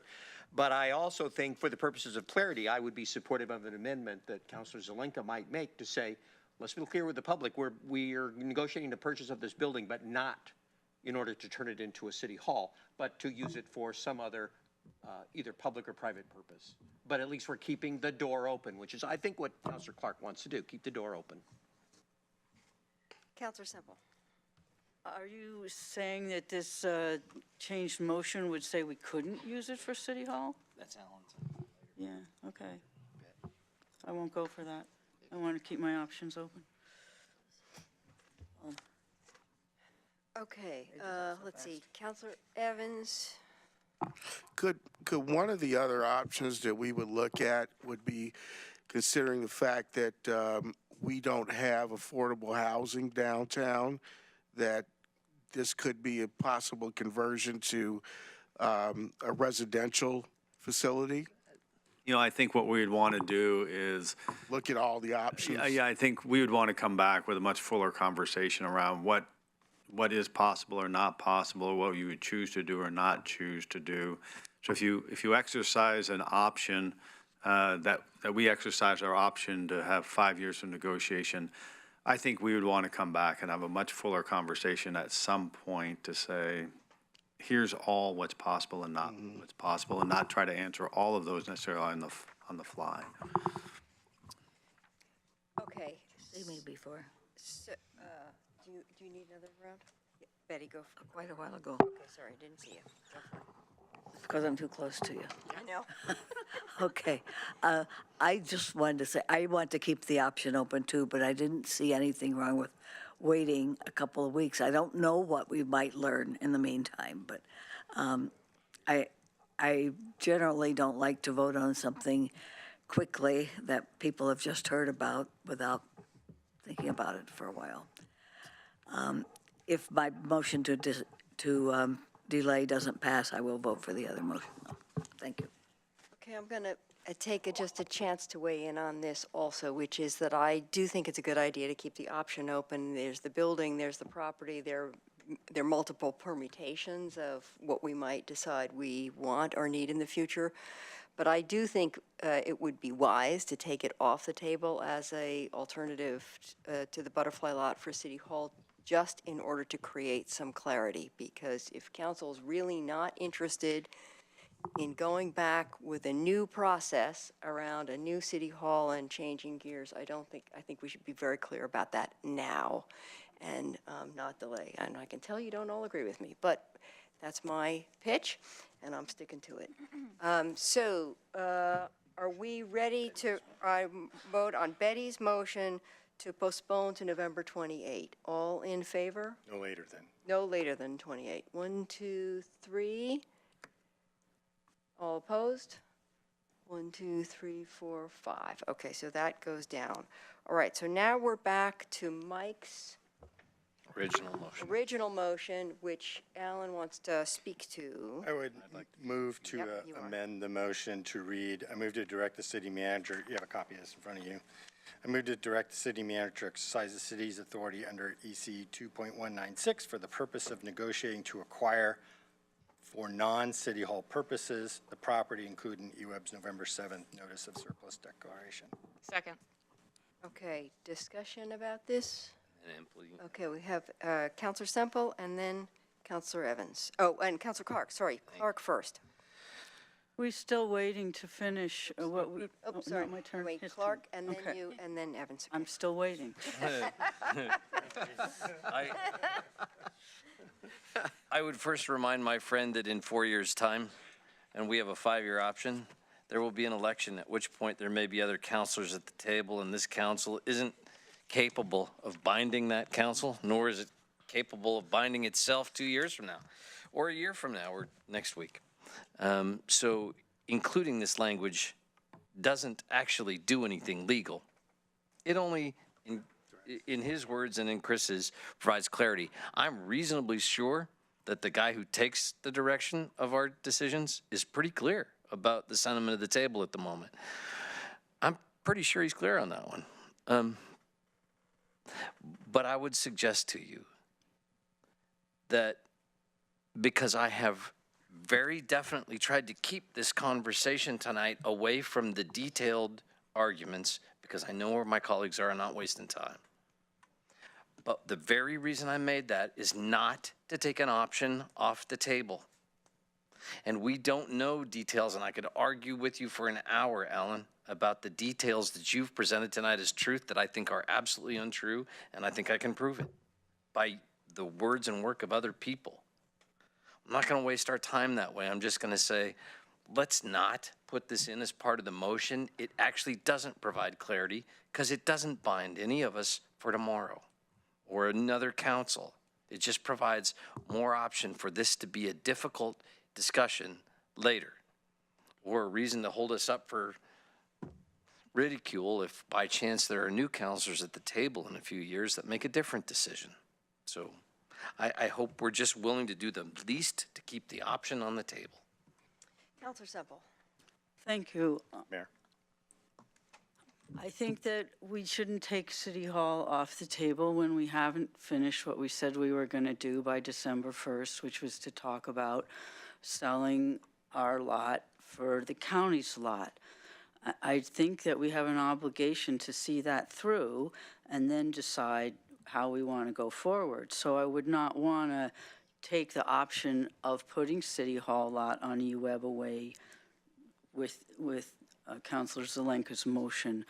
I think it's important to keep our issues separate, and there's two issues. Do we want to buy EWEB for something in the future that could be anything from City Hall to, a zoo? I don't know. This isn't about where City Hall's going to go. It's about, do we want to keep the option to get City Hall for whatever reason? Because if we don't say that within 30 days, we lose our first right of refusal, and it could be Kroger headquarters. We don't know. I'd really like to keep the option for this iconic building to stay in the public purview. So I think that simple is often better, and we should keep our issues separate.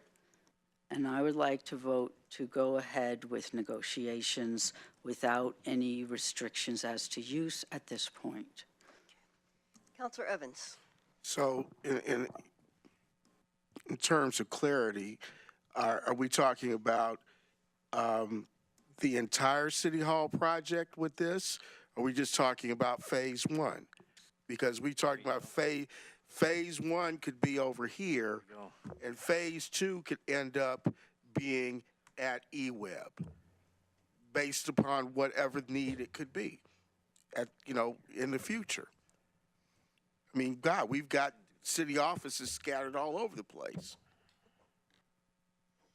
So, we're not talking about necessarily a consolidated City Hall. I just want us to be clear about what it is we're talking about. Are we talking about City Hall Phase 1? Are we talking about a total City Hall, Phase 1 and Phase 2? You want to make a friendly amendment? Yeah, we could do that.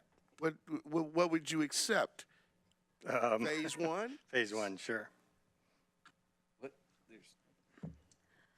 I'm not going to Sure. interrupt like this and have a Yeah, discussion. well, I unless mean, we you know. jump in, because there's Okay. a All right, good you're right, argument to be right. made here not to do. Okay, so I'm not make a really friendly ready to, amendment? I'm not ready to go Okay. there. All right, so I have Counselor Zelenka, then Counselor Clark again, then Counselor Pryor.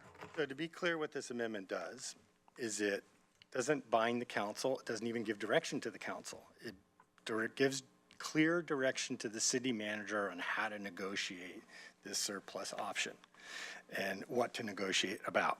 That's all it does. And has a certain amount, it has, within 5 years, it has to be clarified. So it's about giving clear direction to the manager. So if everybody believes that the manager already has clear direction, this doesn't change anything, so you should vote for it. But if you were listening to the presentation we had at 5:30, we are about to spend a lot of money doing RFPs for the downtown square, town square area, and the design of City Hall at the Butterfly Lot after the December 1st negotiations. Without clear direction, you've muddied the waters yet again to say that, well, maybe we're not so sure about the Butterfly Lot. What this does is it clarifies that we're not negotiating about the City Hall. We're negotiating about some other public purpose that we would like to see if there's something we might do with the UWeb building.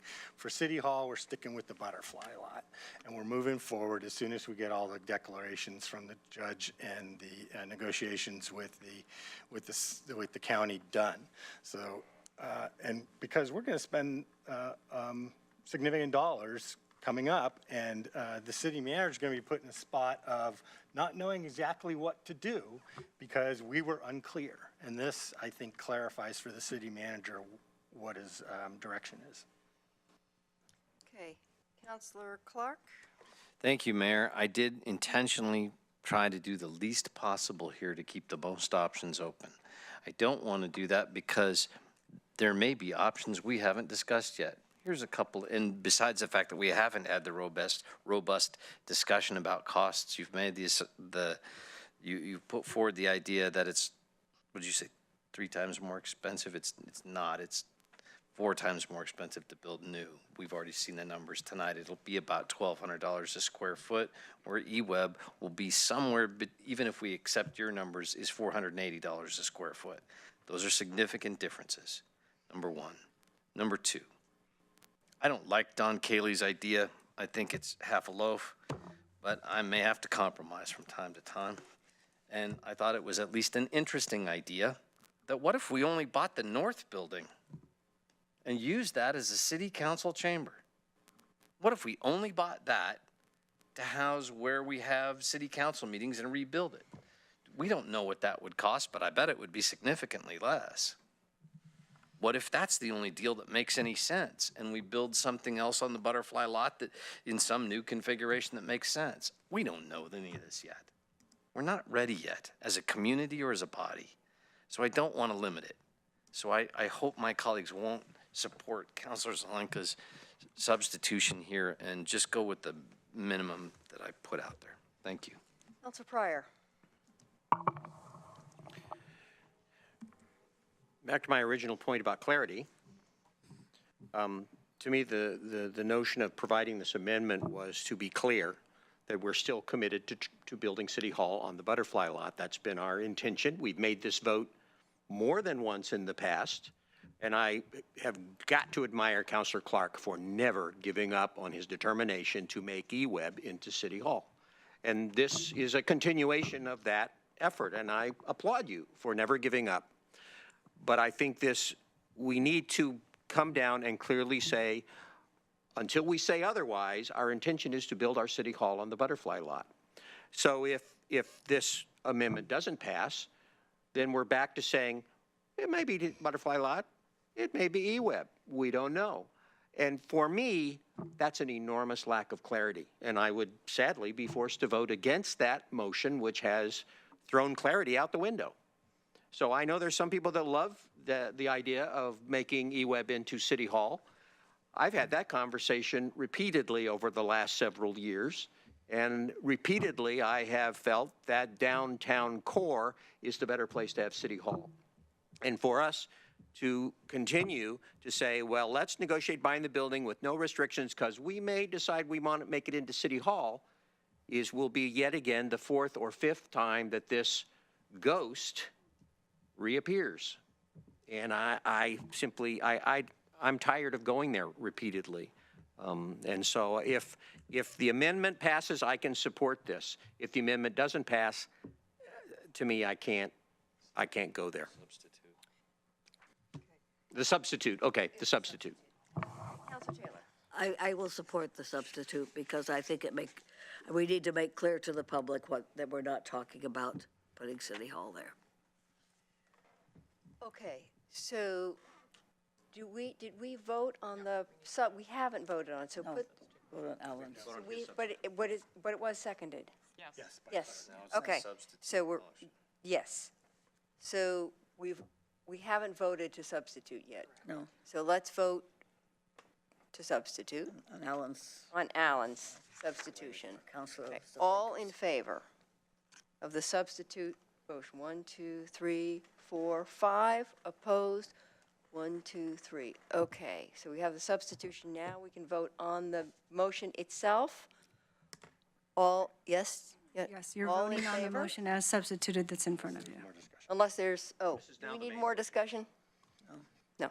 Okay, all in favor? So this means, This is the motion. This is the motion. so then we could never use eWeb No, as City they Hall. can't, we can. We can change our mind later, But, legally. right, you can. There's nothing you do as a city councilor that's binding, is what Mike's saying. It's permanent. It's just words. Okay. It's not law. All right, all in favor of the new substituted motion? 1, 2, 3, 4, 5, 6, 7, 8. Excellent. Thank you very much. Well done, and we are adjourned.